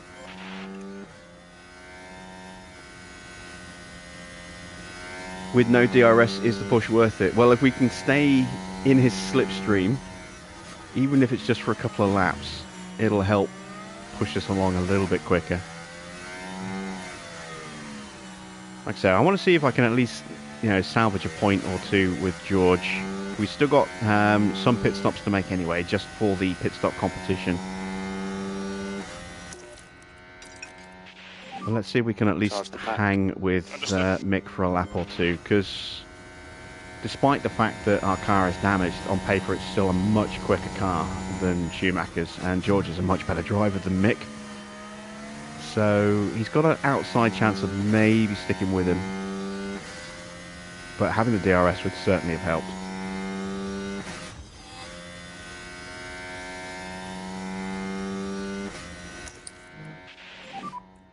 Just charge that pack. Yep. Rebuild the confidence a little bit with some faster sectors as well. So we've got George back into high confidence. Lewis back into very high confidence. And we have got a car that is capable of some pace. A 1:17.7 on that last lap for George, albeit with a big push. The gap is starting to open up now to Mick. We are still in DRS range, even if we can't get DRS. But this is where we're going to start to struggle, the traction zones. Yeah, and that's it, Mick's gone.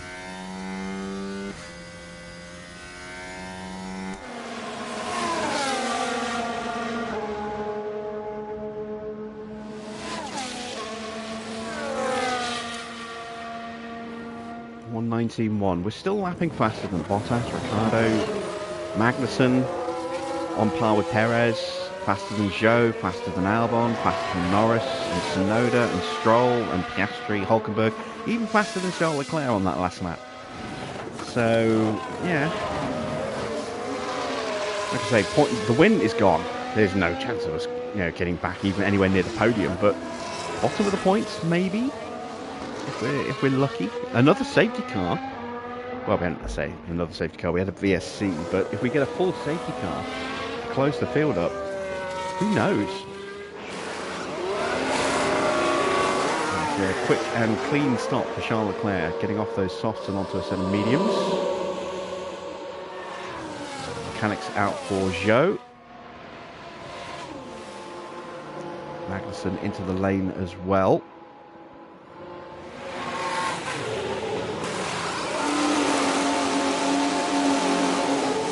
Zhou getting held for Magnussen there as Magnussen boxes in, and now Magnussen is having a really sticky front right tyre there. Very bad stop for Magnussen. That's going to drop him behind Russell. What about Hamilton? He's going to be behind Hamilton as well. Woohoo!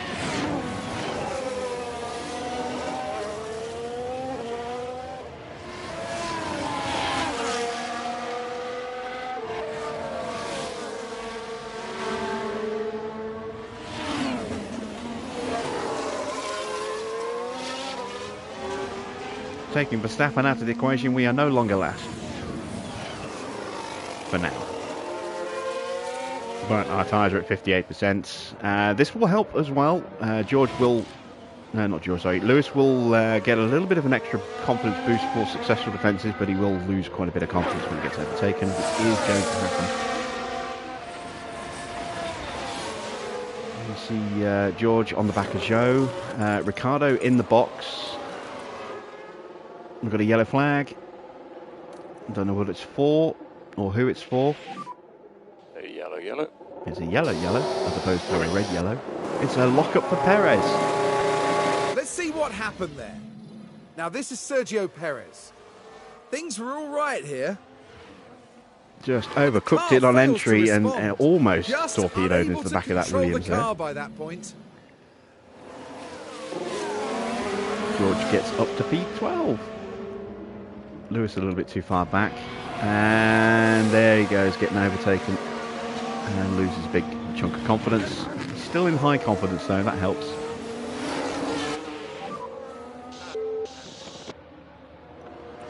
Just do the best you can.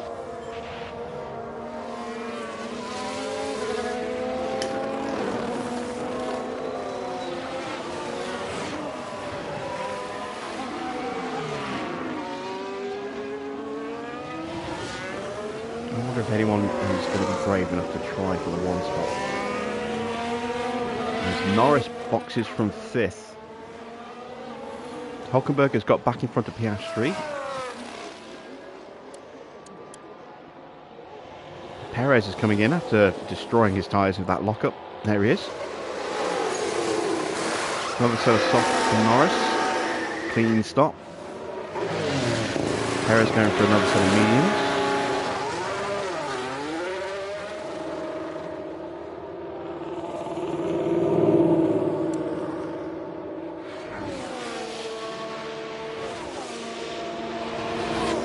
Max's pace is picking up. 1:19.8.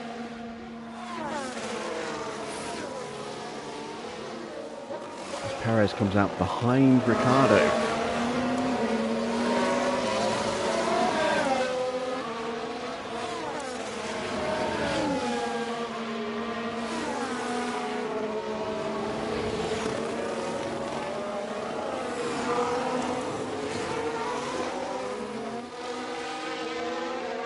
Good to see Piastri in the box this lap.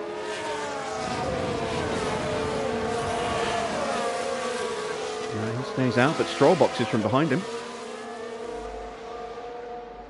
It's going to be one of those rare races. Start again. This is going to be one of those rare races where we spend a lot of time watching what's going on elsewhere on the track because we're completely out of contention. Again, soft tyres for Stroll.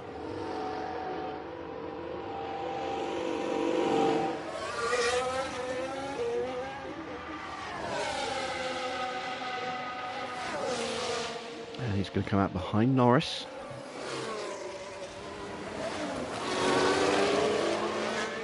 Go back to the front. Piastri's tyres at 31%. Surely he's going to box this lap.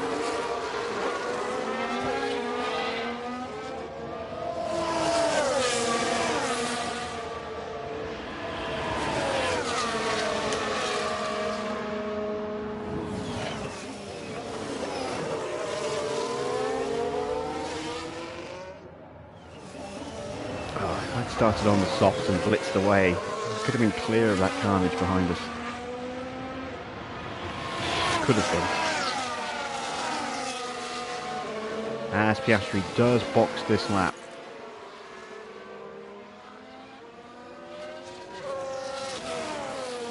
We need to start saving some fuel again.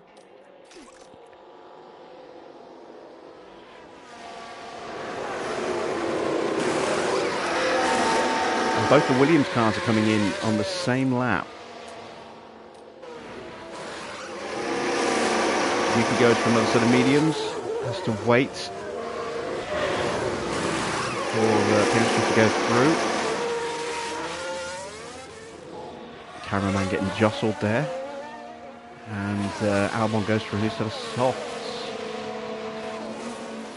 And comes out behind Russell. and just slots in between Perez and Ricciardo. So Albon should be able to put some pressure on the Red Bull here, assuming he doesn't get nobbled by Danny Rick here. There is Russell, about to come under pressure from Perez. We're into the pit windows. Just stay close to him. Let's burn off these tyres So now. head down. Yep.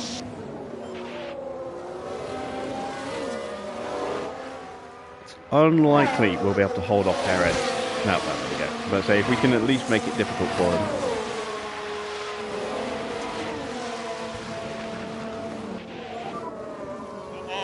Really?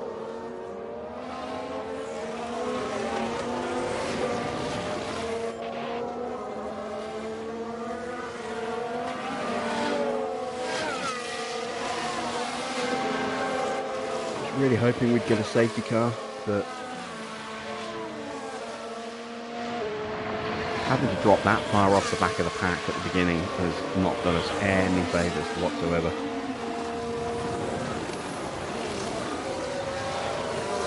If we'd had a full safety, it might have been worth keeping Lewis out, but as it stands, yeah, I think as soon as we've boxed him to try and get a decent pit stop time, we'll probably retire him after that. We'll see what kind of pace he can do on fresh mediums, but he's probably just going to get retired. I mean, he's so far off the back of Magnussen now. George is just going to start slipping down the order again.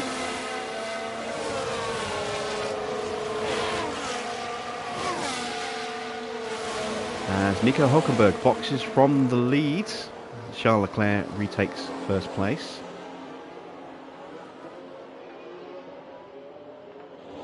Max heads back onto track. And look like a slightly sticky right rear left there.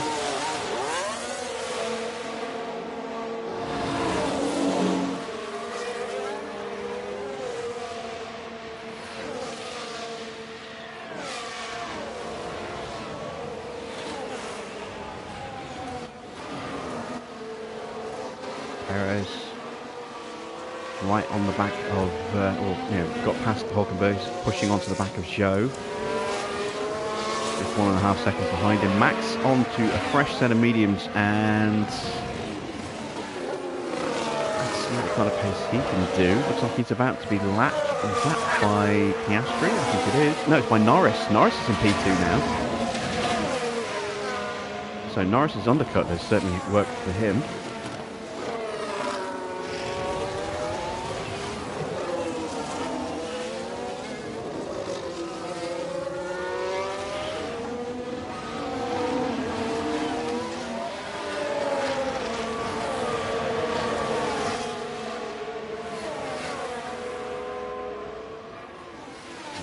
Out of the way.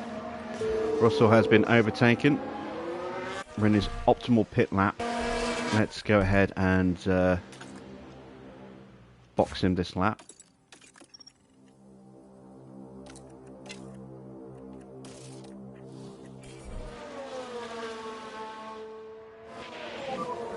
Box, box. We'll go one more lap for Lewis.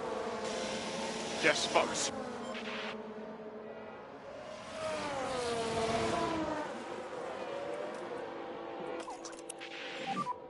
And think about left lifting coast. Understood. Okay, 2.0, that's a good stop. Left track will clear on exit.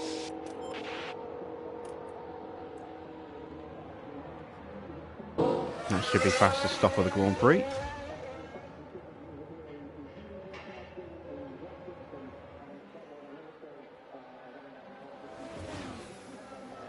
And notice it doesn't always tell us how we do in the rankings.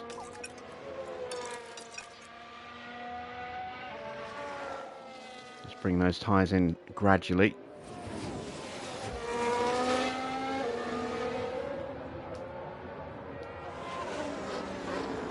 And let's box Lewis now. Pending a retirement. So box, box. And the box is up.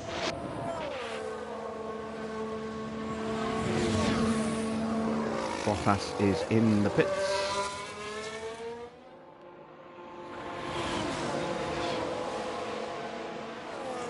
This will drop him out of the top 10. Go for soft. Good stop. Here comes Lewis. Okay, copy.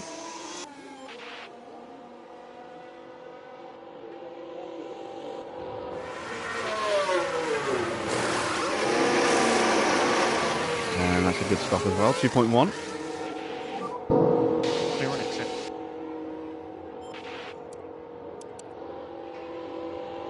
So Russell is 9.8 seconds off the back of Bottas.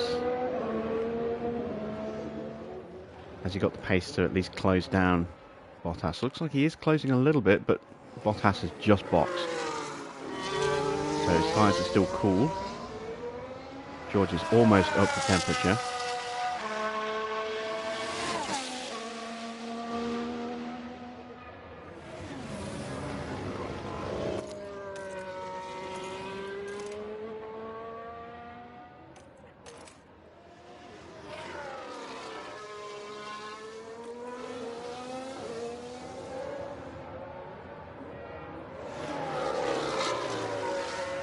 Ah, it's not going well for Lewis, is it? Sorry. We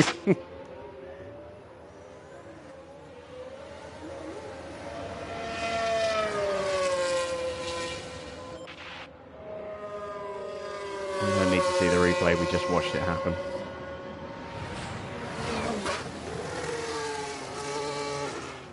Right. So, Russell is doing 1:17.8. How does that stack up against the rest of the competition? There's nobody on comparable tyres, really, to do a straight comparison. But he is slower than a fair few drivers. The guys he's quicker than are on tyres that are pretty worn already, so we'll keep an eye on it. We'll see what Bottas can do once he completes a full lap on his new softs. I'm going to box Lewis one more time, and then I'm going to retire him. So box.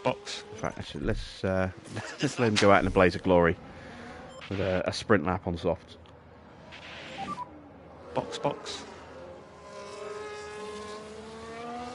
But there's no point keeping him out, because even if we did get the whole field bunched up, he does not have the pace to even stay with the slower end of the field. So we'll save the wear and tear. We'll try and improve his pit stop time into the 2.0s if we can, just to try and lock in the 1-2 for the DHL competition. We'll give him a sprint lap just so we can see what he can do on soft tyres, and then we'll box to retire.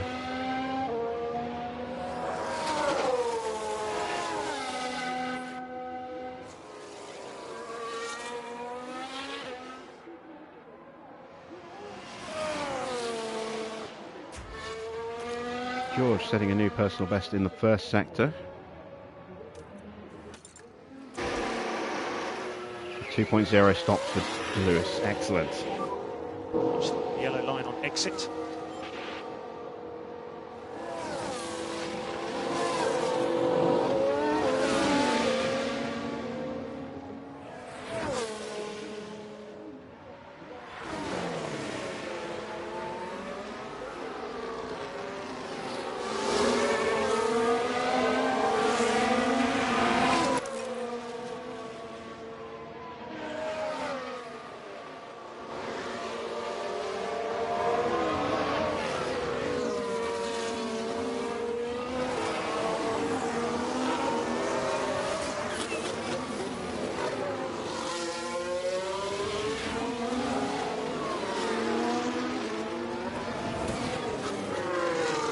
Well, this is going to be interesting development for both championships. I mean, we're still massively ahead of Red Bull, and they're not really on for any decent points here. This will really help Ferrari to a degree if Leclerc can continue to win. McLaren are on for some really, really strong points here tonight. And it's going to be interesting in the Drivers' Championship as well. Use the overtake. Yep.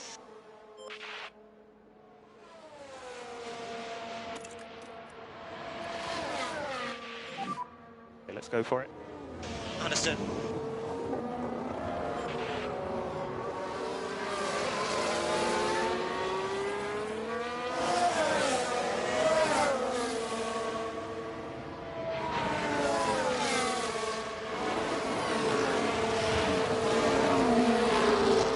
Russell is half a second quicker than Bottas. And Bottas is on softs.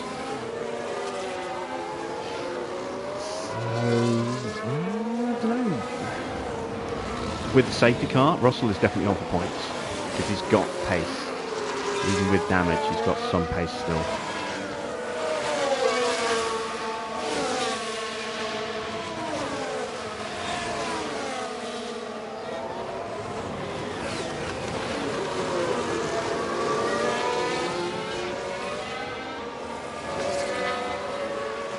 Without DRS, Lewis is just not going to be able to get any overtakes done here. Not even to unlap himself.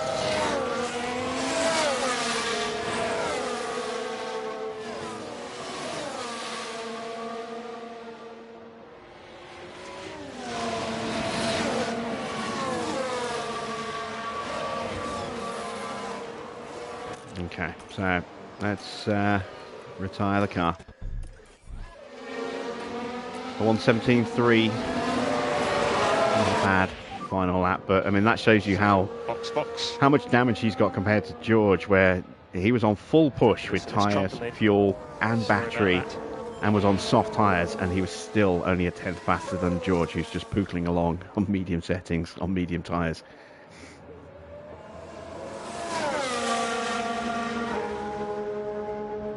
Right, let's try and use a bit of battery to close George up a little bit. Okay.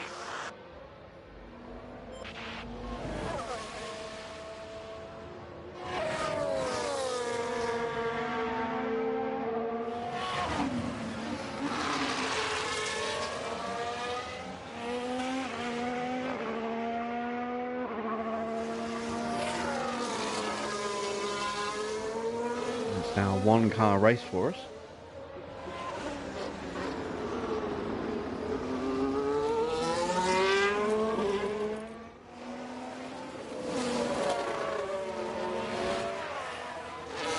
It was Sonoda we were behind, not Albon. So Hamilton is now back in the garage.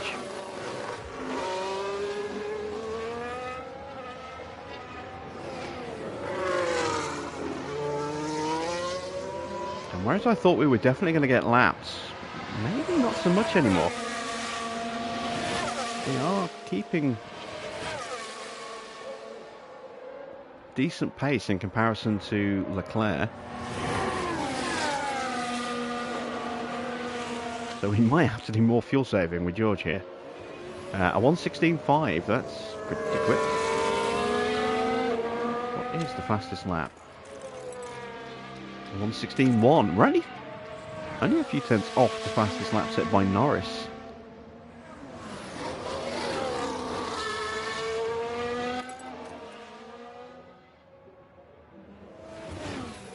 George gets a little boost in confidence and then it immediately rolls back again.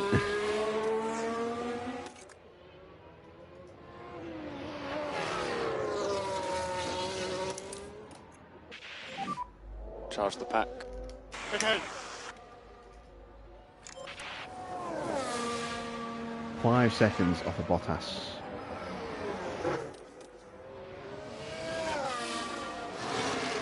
Piastri is fighting against Yuki at the moment. His tyres are almost done. And he's going to be vulnerable.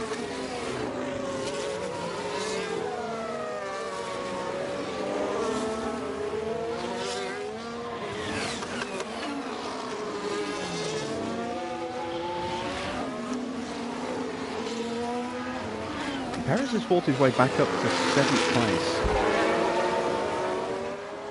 So Red Bull will still get something out of this weekend.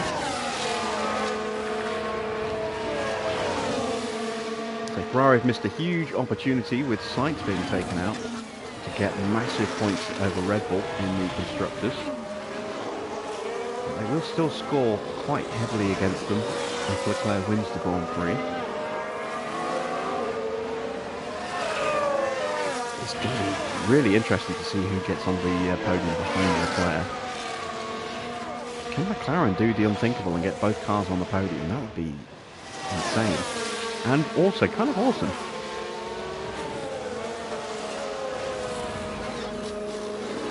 And Yuki gets in front of Piastri. It'd be pretty cool to see Yuki on the podium as well.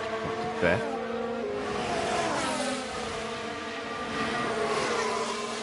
fair. Schumacher in the box. Taking off those soft tyres. This is for hards. It is. So that is Schumacher through to the end of the race.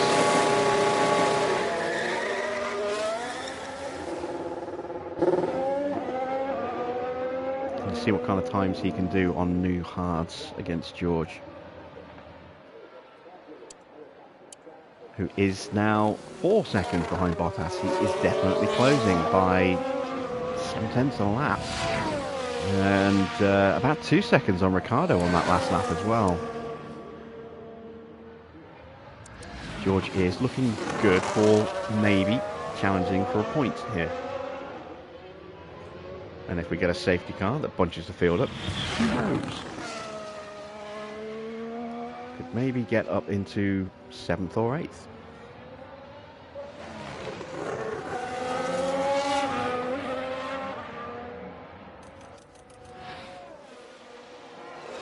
We're going to continue watching Piastri.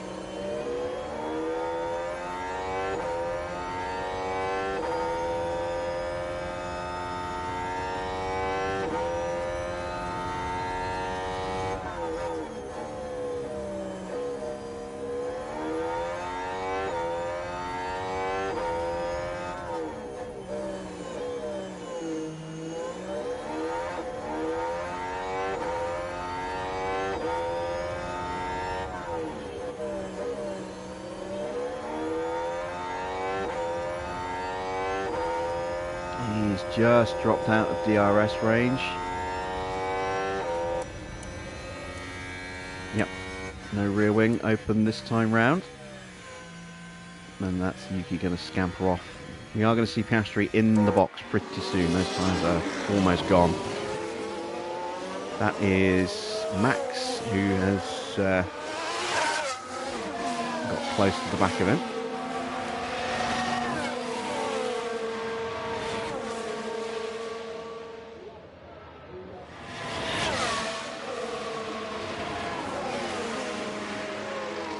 See how much time Piastri is losing now. He really needs to get off those tyres. Put on a set of hards and try and go to the end. Did he use his hard tyres at the start? I don't think he did. I think we were the only 2 drivers on hard tyres at the start. So he should have a set of hards available. And they will do 27, 28 laps. George now inside 3 seconds to Bottas. And still pulling away from Charles Leclerc. Quite comfortably as well. So we are definitely going to have to do some more fuel saving. Tyre situation, does everyone have to stop again? Let's have a look.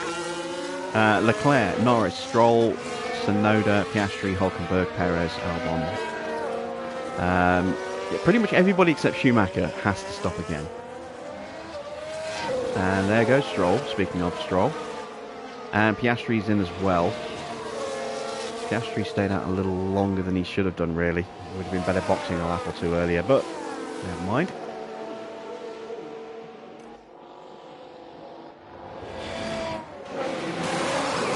Mediums for Stroll. I don't know if they'll go the distance. They should do. It'll be close. Same for Piastri. He's got mediums as well. They're going to be really, really ragged at the end. There's George.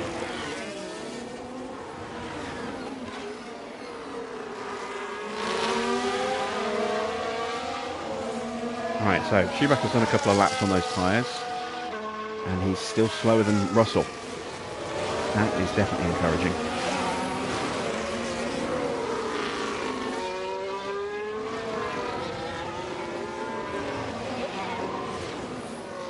How long do we stopping? We're stopping lap 49, so 9 more laps.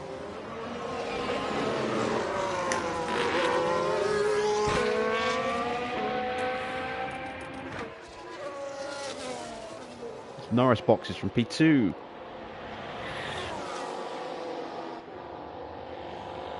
And he is also going mediums to the end.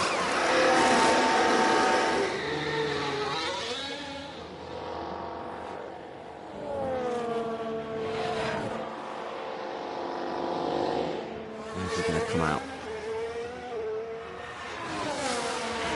He'll come out behind Joe. No, 8th place for Norris. Oh, that was a little close. We're keeping on the back of Piastri at the moment, but again, Piastri's tyres are cold. Once they warm up, he should start to pull away from us.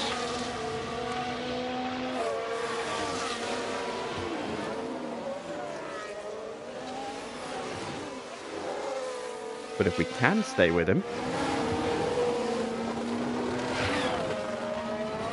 even a little bit, it'll help close us up to drivers like Ricciardo. And you can see now, there he is, just 2.5 seconds in front of us.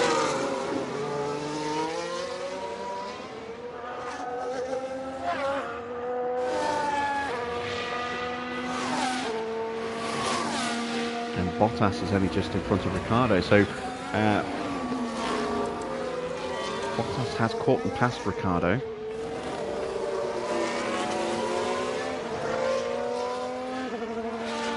Hurting Piastri here. Albon dives into the box.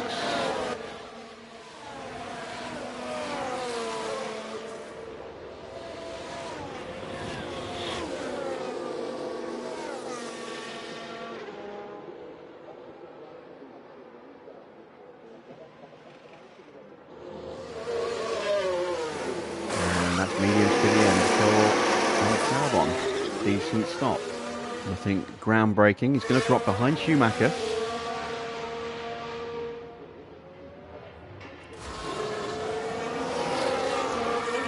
Piastri has now cleared Ricciardo. And has gone. He's almost a second ahead of Ricciardo already. So that's good, because that means Ricciardo will not have DRS. Means we might actually be able to try and get an overtake done here. Lord knows we could do with the confidence boost.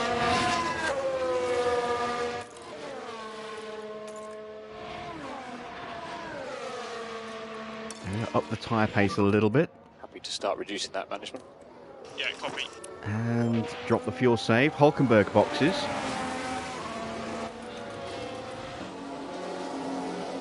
Coming off his second set of softs. This will probably be for mediums as well.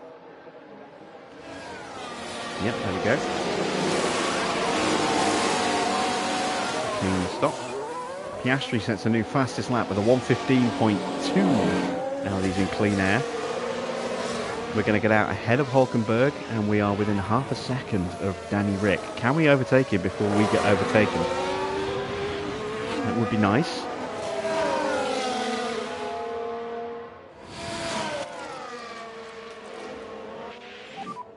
Just show me what you've got then. Yep, fine.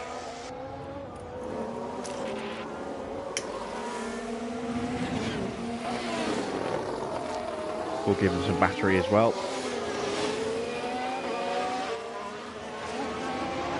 Hey, we overtook someone. On track and not in the pits. George finally gets into the points, although he does have another stop to make, so he will drop out of them again. But it does provide a little bit of encouragement that he'll be able to get back into them. Still got more fuel saving to do.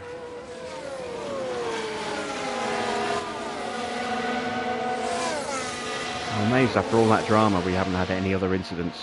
I don't think we've even had a yellow flag since the Turn 1 crash, have we?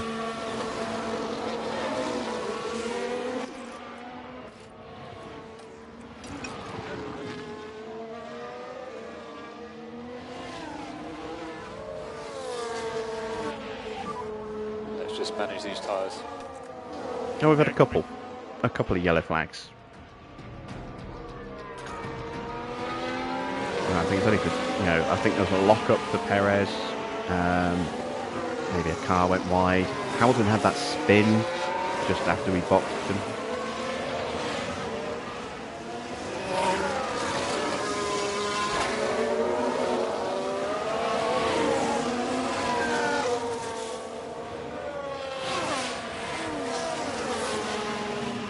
And we're closing on Bottas now, who is going to stop very soon. It'd be nice if we could overtake him and get the confidence boost from that before he boxes. Let's go for it. Let's push and get past him.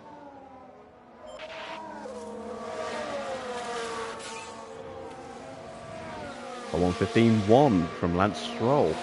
And Ricciardo dives into the pits. So we got the overtake on him for the confidence boost before he boxed. That's good. Now it's going to free up Hülkenberg to have a crack at the back of Russell, though.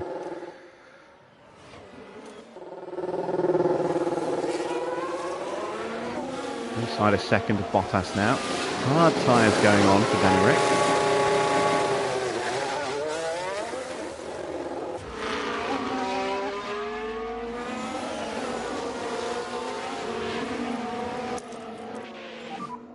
Push and hold, overtake. Copy. Try and sell a dummy. Go around the outside. It's a risk. Bottas is a pretty experienced driver though, so nice chance of an incident there. We got the overtake done, and that puts George just shy of peak confidence. And we're now inside the pit window, or about to be inside the pit window. So we'll keep pushing his tyres like this. We will do a little bit more fuel saving again. We are only 2.7 seconds off Piastri, who is stuck behind Magnussen at the moment. We are lapping almost 2 seconds faster than Magnussen and Piastri right now.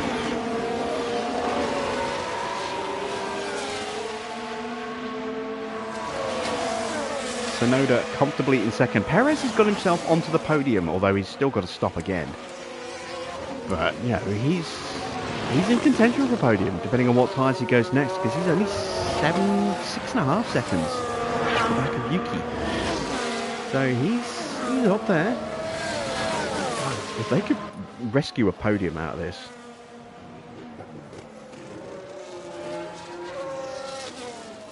I do wonder if Charles has got some structural damage as well, because his pace hasn't been what I would have expected it to be. And he's going hard tyres.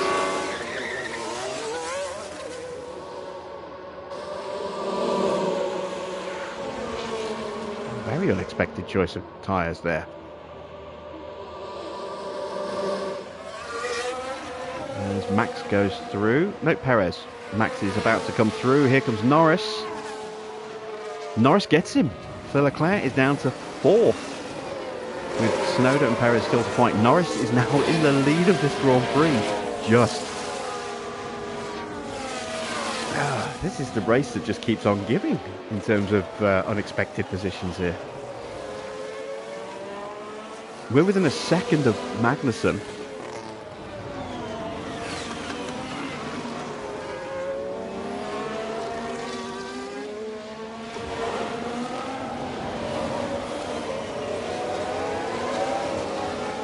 There is Hülkenberg behind us in the background.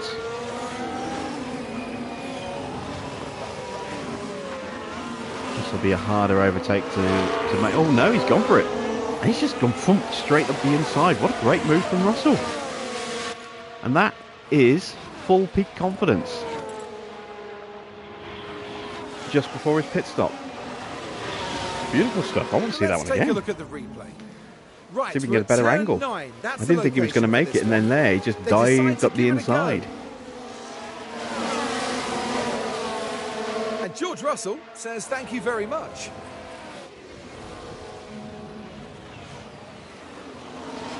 Perez boxes, and so does Max.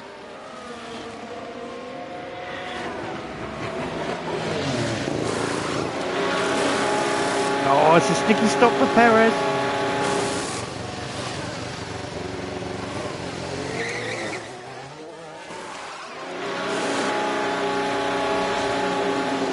And a clean stop for Max, but he is held as Magnussen dives into pit, so we couldn't get the overtake on Magnussen before he boxed.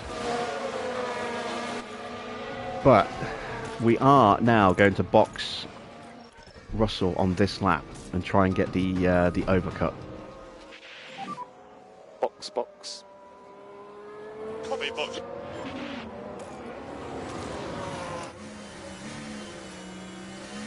Because we're also likely to get held up here behind Piastri and Zhou if we stay out an extra lap.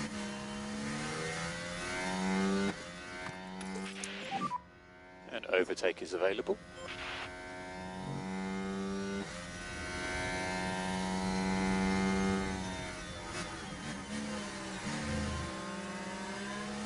What's my hope? P10, P9. We're going to be on very quick soft tyres.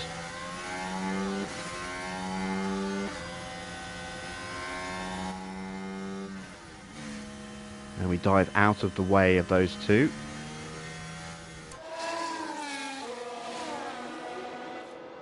Bottas is boxing from behind us. One less car will have to re-overtake. It's a good stop, 2.1. And we're on to the very fast soft tyres. Perez goes through. We're going to be in P11. And we have still got pace in this car. We are going to jump Magnussen. There he is. So we have overcut Kevin Magnussen. Fantastic. Just reduce your speed. Charge the pack. Can we get some love for George in the chat? Because he's doing a fantastic job with a very destroyed car here.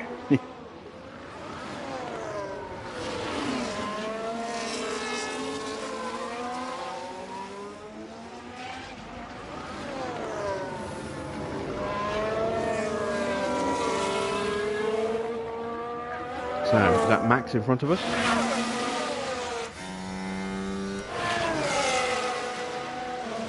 It is. There's plenty from one person. I wonder who that could be. Joe boxes, and we should hopefully overcut or undercut Joe here. Joe also going for soft tyres.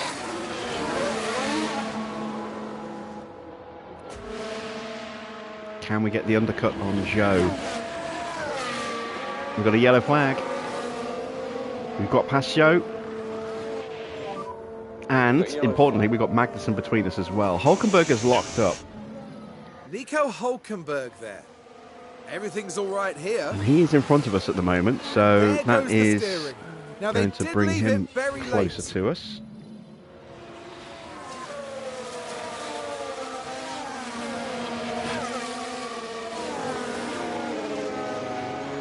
Tyres almost fully up to temperature.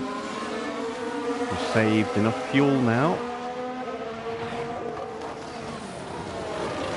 Max will jump out of the way at some point. We will try and get the fastest lap here as Yuki boxes from the lead.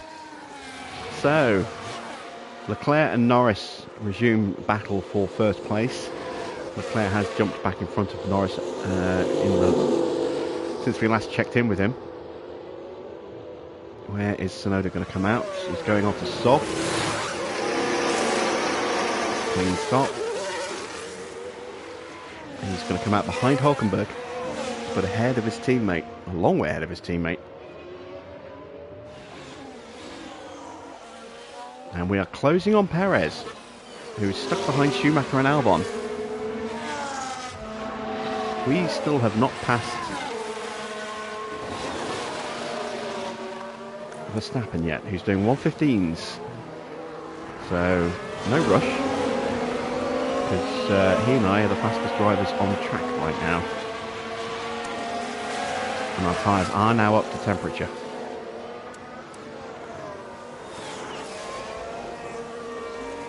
If we can get close enough, get the overtake done, which I think we might do at the end of this lap, I'm going to go for a fastest lap for George, just to see what we can actually achieve. There we go. Max just pulls out of the way and gets the laps again. We are 3.5 seconds off the back of Schumacher and 2 seconds a lap faster right now. Don't have a lot of battery, but we've got enough for one flying lap, I think. Just about.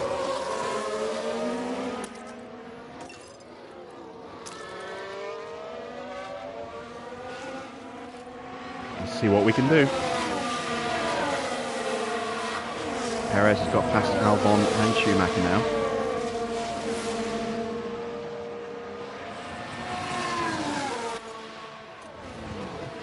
Maximum confidence available for George.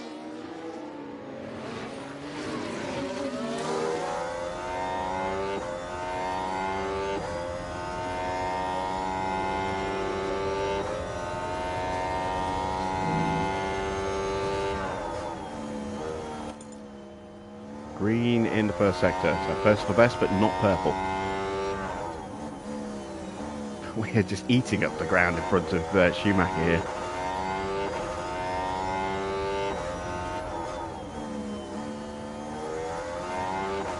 No DRS to help us though, we're going to have to do this on track the hard way. Against cars that do have the DRS. It's going to dive up the inside. Beautiful from George there. That's P9.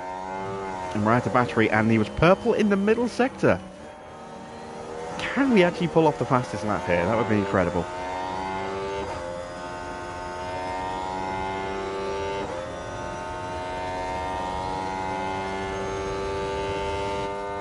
It is a fastest lap. A 1:14.5. Woo!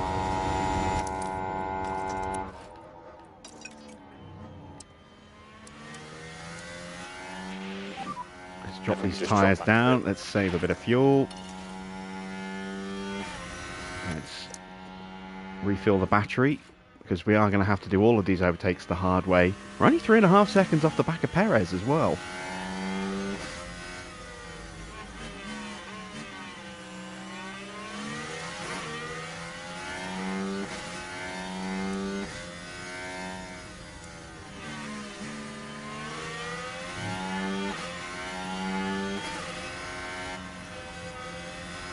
Another yellow flag.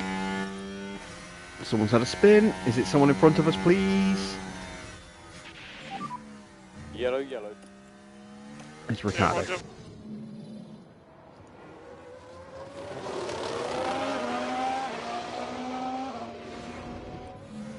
And so we have dived up the inside of Albon and closed the door as well. He's going to have DRS to come back at us on the main straight.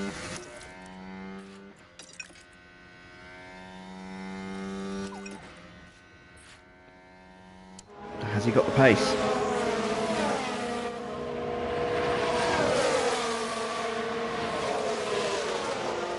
I think we've got him covered.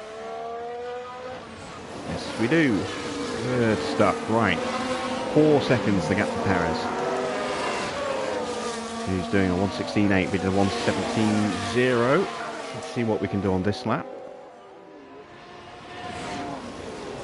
8th is better than I thought we could do. I'm not going to lie.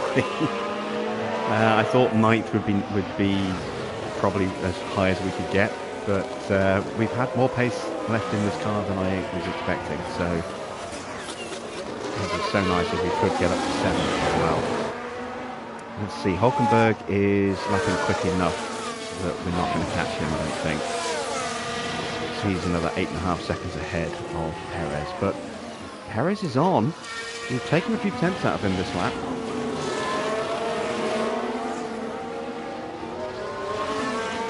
It's going to go right down to the end of the race, I think, but we have got a potential shout of taking 7th from Perez here.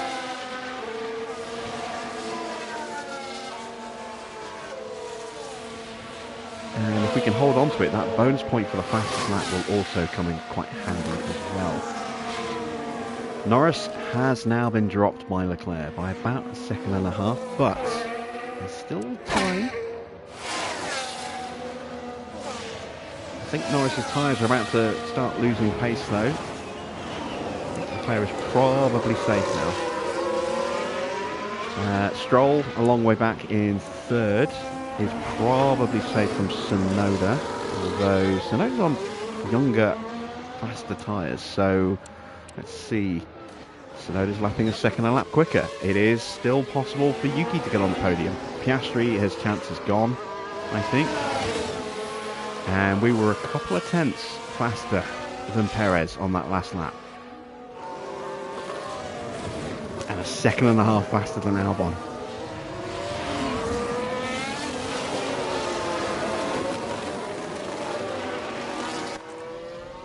Tyre wear is just about on target for 30% at the end of the race. We've got a yellow flag.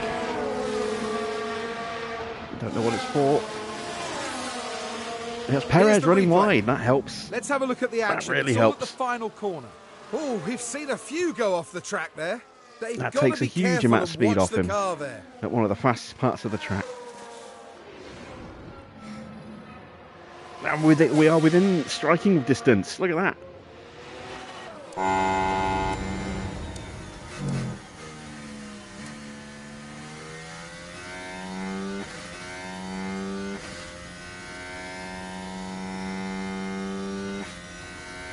It's a testament to how good a car we've built this year. The fact that in the condition it's in, it can still generate this kind of pace.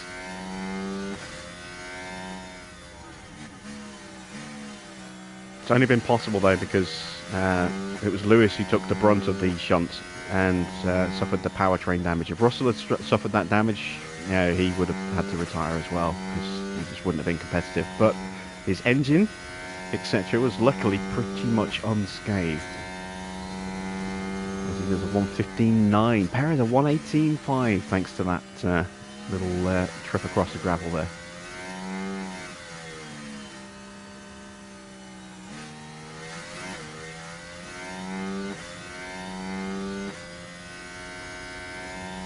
Perez is probably going to start pushing again. And we cross the line, 10 laps to go.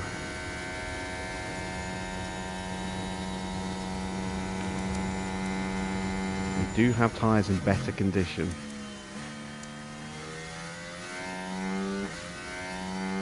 That will give us a chance at the end of the race.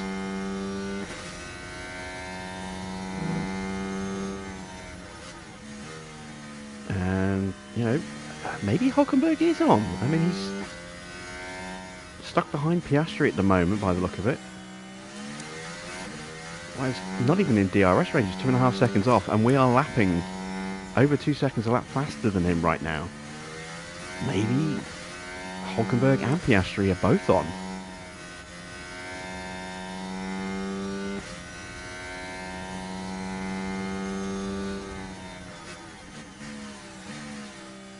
As Magnussen finally gets past Albon. I want to just start protecting the tyres a little bit. Just manage these tyres. For a sprint at the end of the lap, at the end of the race.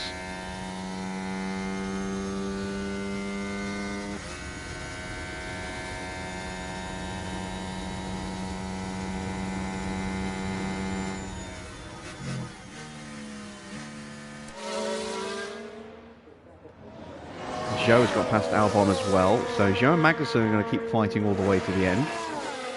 Albon, I think, is just going to get dropped eventually by the pair of them.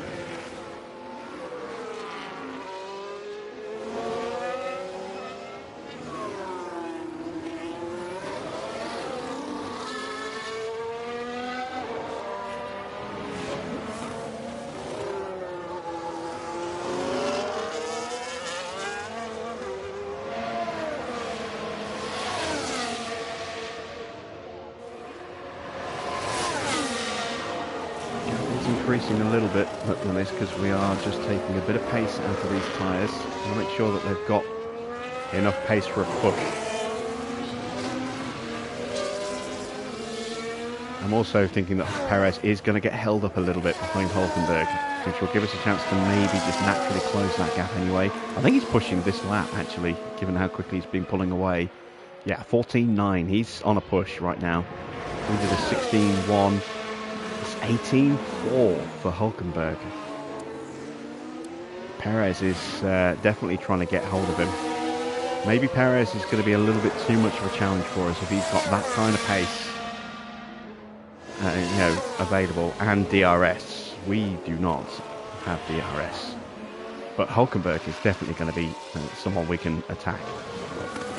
So P7 is still on. It just might be that we're after Hulkenberg and not Perez. Piastri is only 3 seconds further up the road.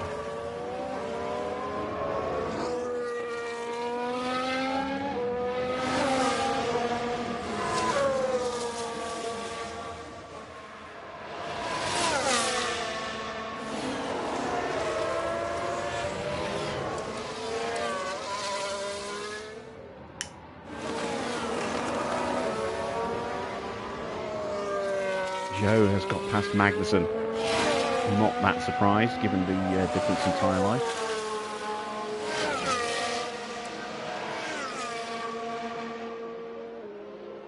We're within 2 seconds, and Perez is stuck.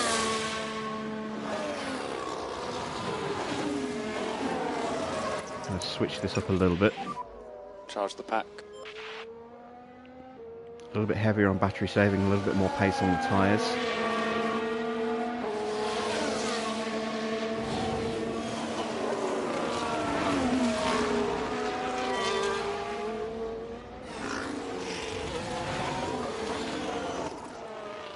Just try and get a little bit of fuel surplus as well, so we can use that for going heavy on the brakes. You can see we are definitely closing in quite substantially now. Screw it, let's even save the tyres as well. There's no point trying to worry about getting into DRS range because we don't have DRS. It's knackered. But we don't want to get held up too badly behind two cars that are scrapping, so I think Perez complete the move is probably the smarter option here. And then we'll attack once he's clear.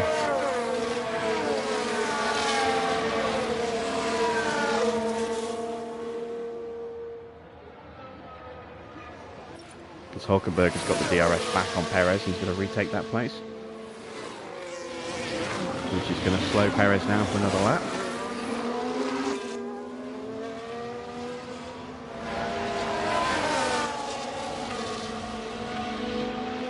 Perez is on his tyres are bad.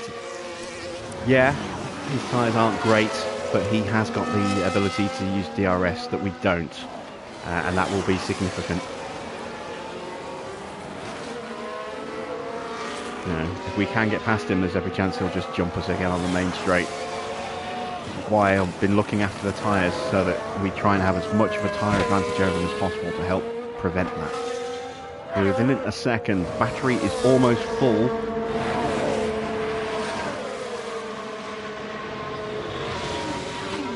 And we are going for it now. Push and hold, overtake. Coming. With Perez going to be vulnerable to Hulkenberg, we'll see if we can follow Hulkenberg through.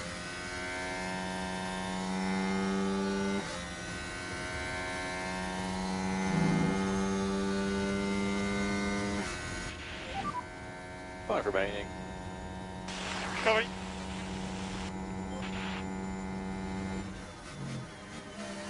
Oh, I thought we were going to have a lunge then. Right, Perez is probably safe from Hulkenberg now. He should pull away from him a little bit. So we have to get Hulkenberg.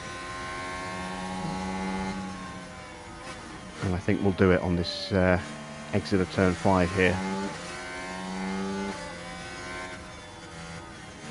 Oh yeah, we got him in turn 5. Beautiful. Right, we might get Perez here on.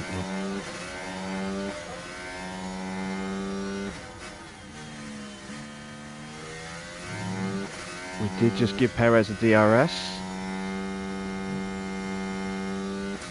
But we're going to keep on pushing.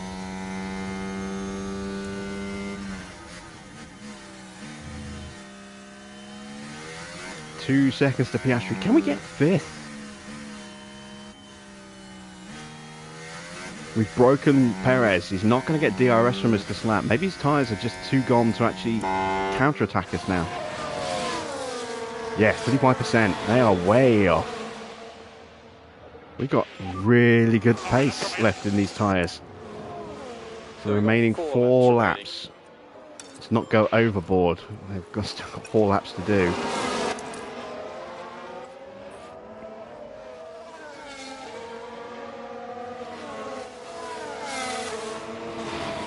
Max should have retired it. Yeah, there is still that issue of the AI will continue to keep going until their car is literally unable to go.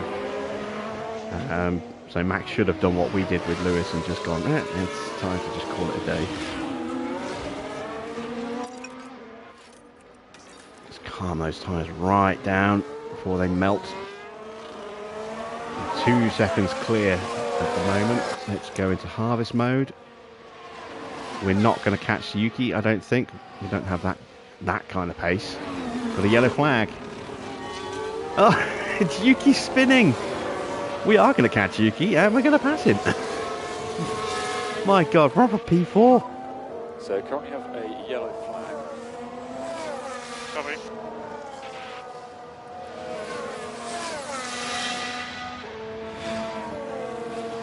How the hell are we on for P4? 3 laps remaining.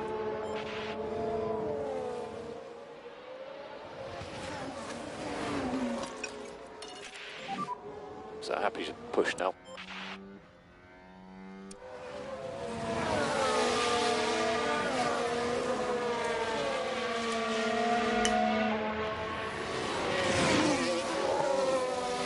This is going to go down as probably the greatest recovery drive we've ever pulled off. And we haven't had a safety car to help us out. We've had to do this the hard way. Under very trying circumstances. And yet here we are. On the cusp of taking 4th.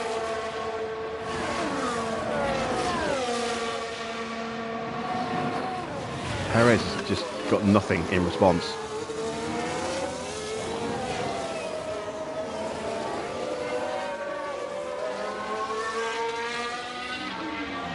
The F1 gods are with me. If the F1 gods were with me, we would have just sailed through turn 1 and everything would have gone off behind us without a scratch. But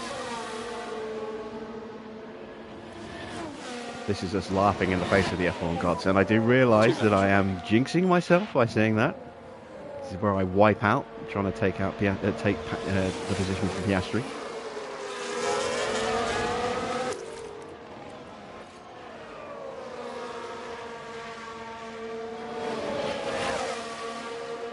This is me thumbing my nose at the F1 gods. That car's too powerful. Let's take them both out.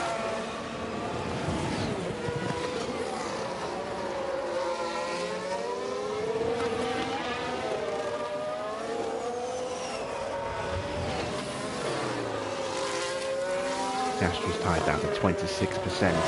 This is going to be an easy pass if we can get the position.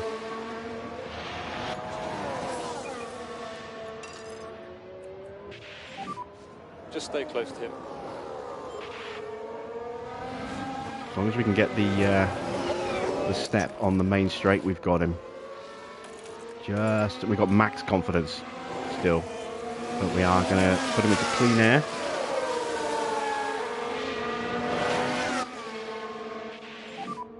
Just cool the car.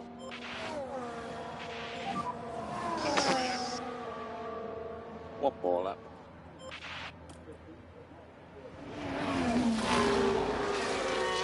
Around the outside at turn 1. Beautifully done, George. Beautifully done.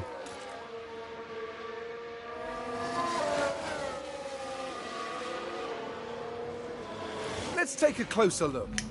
Look at the Mercedes. The gap opens up for them.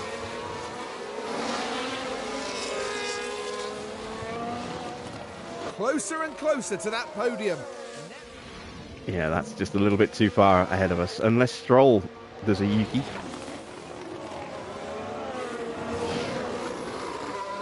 That would have just been, a ridiculous comeback if we got on the podium. But I'm over the moon with fourth. I thought we'd be looking at a couple of points, maybe the fastest lap. We've got a crash. Who's crashed? And we've had a crash on track. It's Yuki. Right, we're down at turn 5. With not much room to move. Oh, and the Haas just took And in the there. contact between the cars. That was inevitable. naughty And that won't there do their from, was that confidence any Hulkenberg? good. And Yuki got the penalty. That's Leclerc. Charles Leclerc is today's winner. Look at that. Leclerc takes first place. Well, he was involved a little bit in that first What corner an carnage, achievement. but Sometimes you take the incredible skill flawless. of these drivers for granted, but not today. comfortable win for him. Norris is on the podium, P2. Stroll takes P3. And we take P4 with the fastest lap of the Grand Prix. Unbelievable stuff from George. So it's a checkered flag. Okay, P4. What a race recovery. Yeah, what a... Yuki is going to drop Good potentially behind Magnussen as a result of that penalty.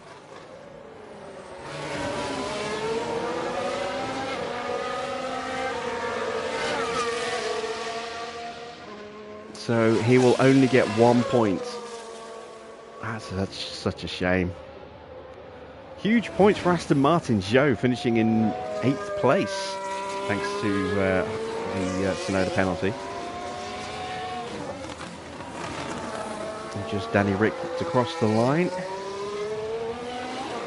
There he goes. That is it. That is the end of tonight's Grand Prix. Ooh.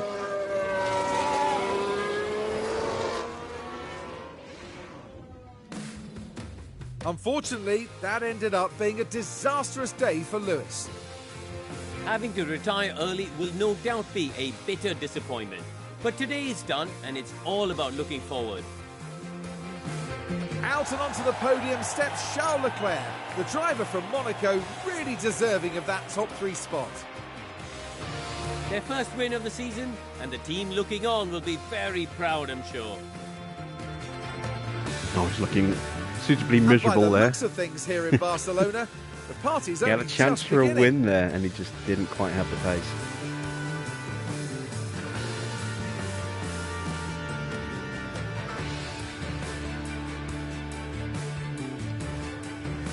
And as proceedings start to wind down here, what will Mercedes have made of this result, Karun? Well, it was a bit of a mixed bag here. Some things went their way, but others didn't. I think their main target now will be finding some consistency for sure. There's nothing wrong with my consistency, it's the rest of the drivers that you And need to with worry that, about. our time in Barcelona is done. For the next round, the teams are travelling to the Circuit Gilles Villeneuve for the Canadian Grand Prix in Montreal. Canada up next, and we will be taking penalties with Lewis at Canada. We need to. But there's confirmation of the final result. Leclerc up 8 places thanks to that first corner carnage to claim a very comfortable win in the end. Second place for Lando Norris, up from 18th on the grid. He really benefited from today. Stroll gaining 7 places. Piastri with a great race as well. Massive points for McLaren today. Disappointment for Sergio Perez, whose recovery couldn't quite get him as high as we could. I'm surprised by that, I have to say. Good recovery drive from Haas. Magnussen up 10 places. Hulkenberg up 4 places. They do get some points. I got a feel for Yuki Tsunoda getting that penalty for that collision with Hulkenberg, which to me was Hulkenberg's fault. And that drops him down to 10th. So just 1 single point for Williams tonight. And they could have really benefited from today. If we go a bit further down, you see Albon up 2 places to 11th. Bottas up to 12th. Good recovery from Schumacher, but 4 of the cars that he passed were dead. Well, 5 of the cars he passed were dead, to be fair, and 1 of them was knackered. So he only really overtook his teammate. That's about it. And there you see Alonso, who caused that carnage and will have a penalty at the start of Canada. Just 3 places, I think. unless they give him a double penalty for multiple collisions. Who knows? Will start ahead of Gasly. Will start, further down the order. He retired, took out Gasly, Ocon, Sainz, and eventually Hamilton as well. Just no way to keep that car going. But let's have a look at the Drivers' Championship. It has changed things a little bit. Russell continues to extend his gap, as you can see. No points for Lewis. The gap is now 46 points. Leclerc jumps up to third place with that win, puts him 12 clear of Max, who failed to score and should have retired a long time ago. Perez does get some good points to keep him in 5th place, but it's Stroll who's one of the big movers in the table, gaining 2 places, jumping Ocon and Sainz with his podium. If we go a bit further down, look how many gaps there are in terms of cars that score points in the top 10. We go down here. Lando Norris, look at that huge jump of points for him. 18 points puts him within 2 of Pierre Gasly. Another point for Yuki, could have been more, unlucky with that penalty. 4 places gained for Oscar Piastri with his first points of the season. And then Hulkenberg with another 6 points, gets him up a bit more comfortable. Magnussen picks up another couple of points but loses 2 places. Zhou jumps up 2 places with his 4 points, ahead of Albon, who drops 3 places, failing to score. And then no points for Bottas, Schumacher or Ricciardo. The only 3 drivers remaining who have yet to score any points. Let's take a look at the Constructors' Championship. Mercedes with 13 points added. We outscored Red Bull, which just didn't seem possible to me there. Ferrari with a huge chunk of points against Red Bull brings the gap down to just 21. They are bringing themselves back into the conversation for 2nd place. Aston Martin jump Alpine, who failed to score any points here today. A little surprised, but I thought we'd see some points from Alpine. But were they both taken out in the crash? Yeah, both Alpines were taken out, which is why they didn't score anything. So yeah, Alpine dropped a place down. They're 7 points now behind Aston Martin. Look how much McLaren have benefited from today. Up to 40 points. That is probably where they're going to stay in terms of championship position, 6th, but that now pretty much makes them safe, I think, in 6th place. I don't think Haas will be able to catch them. We shall see as the season rolls on. Haas in 7th, jump above Williams, who can feel hard done by, especially seeing as it was a Haas driver that clobbered Yuki and gave Yuki that penalty. Alfa Romeo with 4 points means that AlphaTauri are now the only team yet to score any points. As we look at the pit stop challenge, Russell and Hamilton with the fastest pit stops. Obviously we boxed Hamilton deliberately to try and improve his pit time, which we did, got him up to a 2.08, and we were 2 tenths faster than the rest of the field. Still, that's good. Maximum points for us there. There's going to be some unusual scoring teams in here as well, because of the usual suspects not actually getting to make pit stops. So you can see both Red Bulls actually getting into the top 5. McLaren in there twice. AlphaTauri with some points for Danny Rick, and both Alfa Romeos getting in there as well. No sign of Aston Martin in there. Stroll stops just not quick enough. So in the points tally, you can see we now have pretty much doubled Red Bull's score. 344 against 175. McLaren in 3rd. Ferrari in 4th. Alpine, no points for them, but they're still a long way ahead of AlphaTauri, who are up to 6th place, ahead of Aston Martin by 3 points now. Alfa Romeo score a few more points. Still no points for Williams or Haas this season.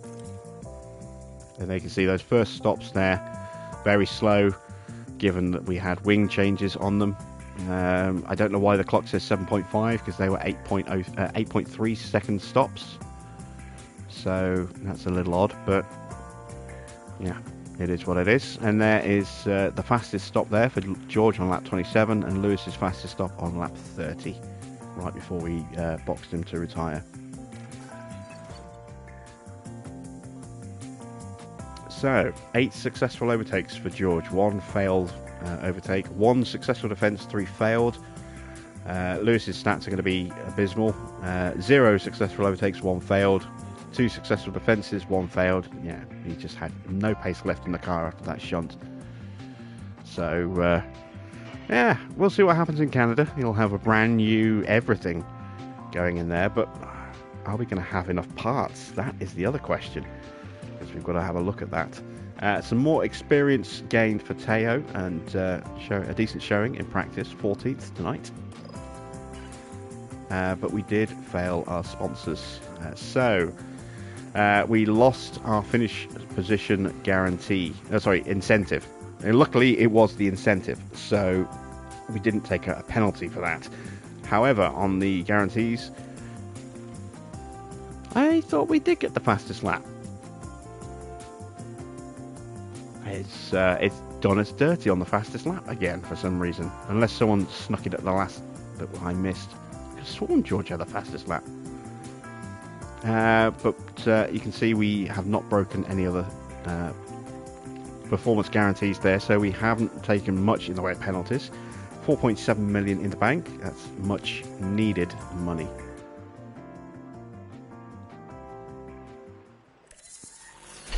We've completed the research on the chassis project. I want to go back to the previous race and just have a look. Doesn't say in the previous standings who got the fastest lap. I'm pretty sure it was George. Farah says he did.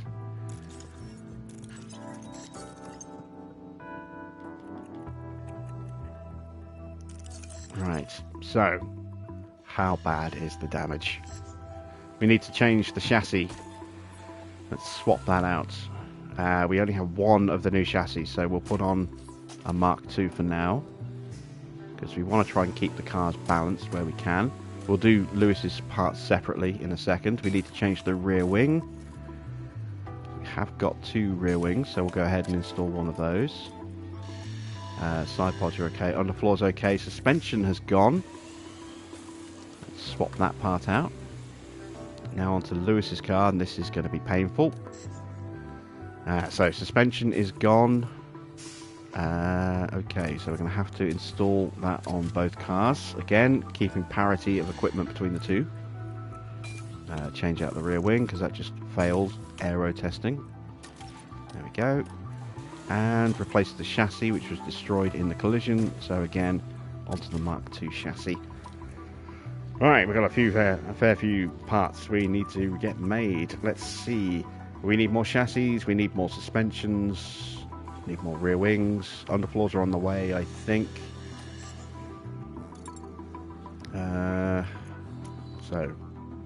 Temporary shutdown due to a sponsor obligation. Damn you, sponsors!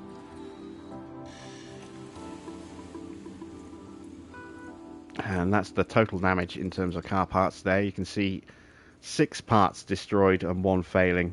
Not great. Not great.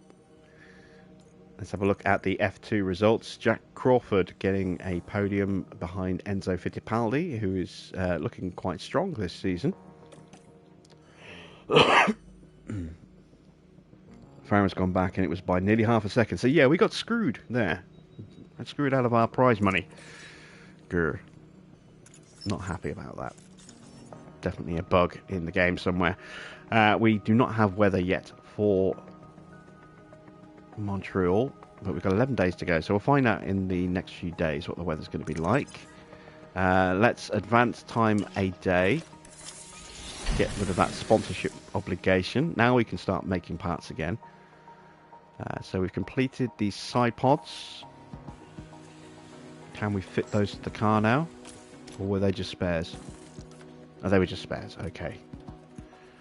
Right, so we need, more than anything, we need chassis, because we're already working on suspensions, I believe. Yes, we are going to increase that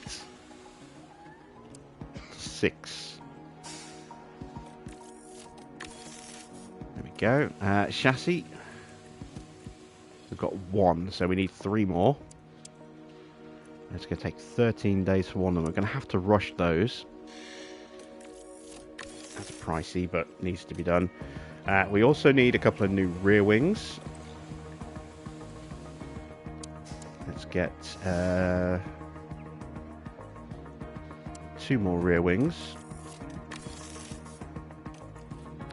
What else do we need? Front wings are getting a bit low.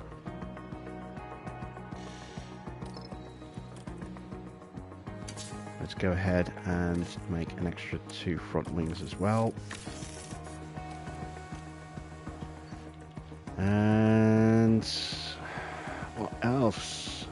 Underfloors are still low, but we are just 3 days away from getting a new underfloor. Hopefully we can avoid destroying any underfloors in the next week or 2, so we can just go straight to the new spec. We do now have a new slot available for upgrades as well, so let's have a look. I mean, the car is pretty strong.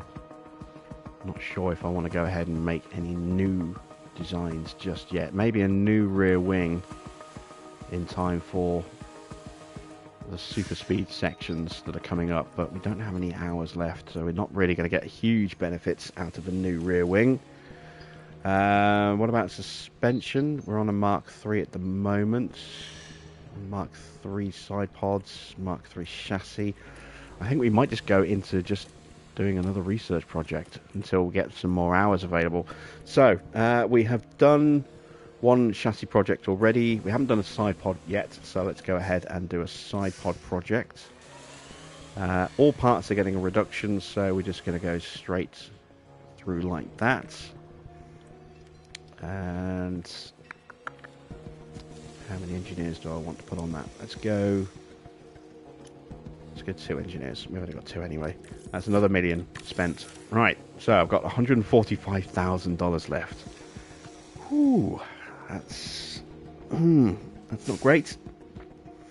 I was hoping to be able to afford a new engine. Oh, hang on, we've got sponsor payment due from the board. Well, a board payment due in just a couple of days, so we might still be able to afford that new engine for Lewis. We've got some engineer and driver tension to deal with. It's George.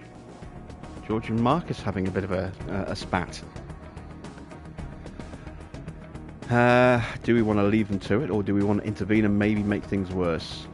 I think we have to intervene, maybe, don't we? On the off chance that we improve things quickly. Right. Advanced time, another day. The underfloor design is done.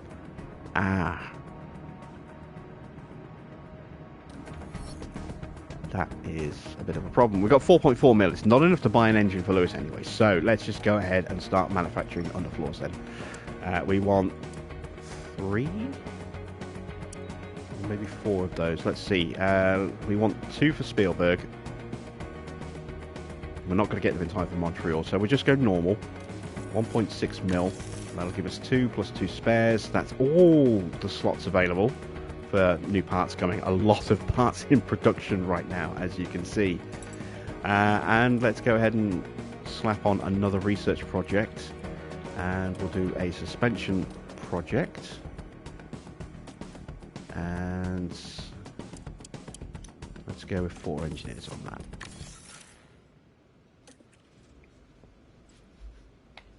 Okay, 6 days to go until Canada. Can we get some parts in time? Let's find out. May, in Formula 1, Haas have unveiled a new side pod design. And they're talking about new underfloor at the moment as well. Alfa Romeo, not where they expected to be either. But they have just scored their first points of the season, so that's got to be good for them. Let's take a look at our driver updates. So, an improvement in accuracy for Lewis, an improvement in overtaking for George, and Teo gets a 3-point improvement in smoothness. Very nice. Board confidence check-in. Let's see how the board react to the race that we've just had.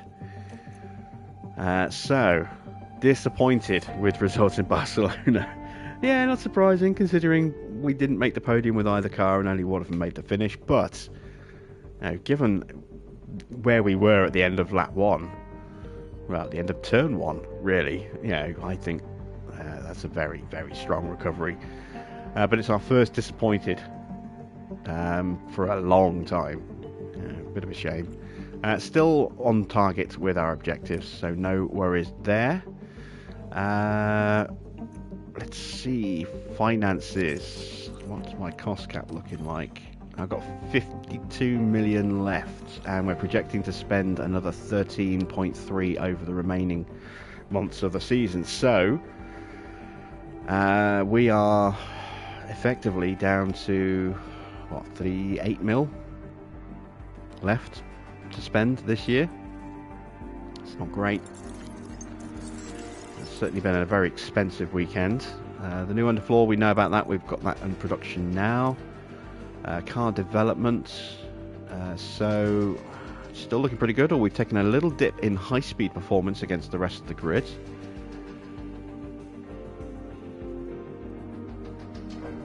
Interesting. Engine cooling has dipped slightly.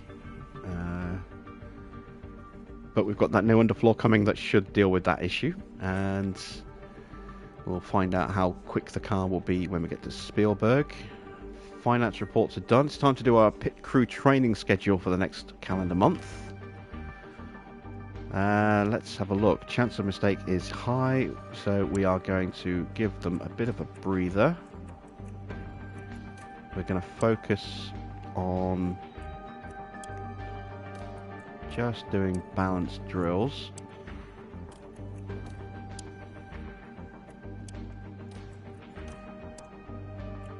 Not going to focus on time, I don't think. Maybe one session to focus on time, just to keep that at 0.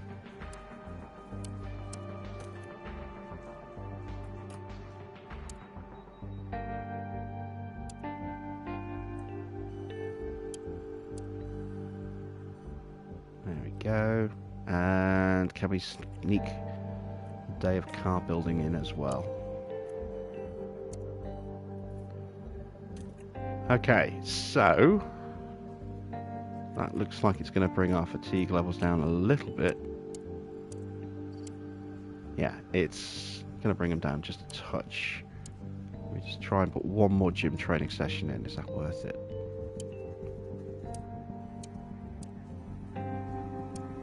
It's not worth it. Yeah, we'll leave them like that. So just a week of training, just 7 days. That's it for this month. Okay. James Allison's contract is due to expire at the end of the year. We'll probably have to re-sign him. Like I said, I don't think we can leave those decisions to the AI. I think we'll be forced to make them before we can leave the team.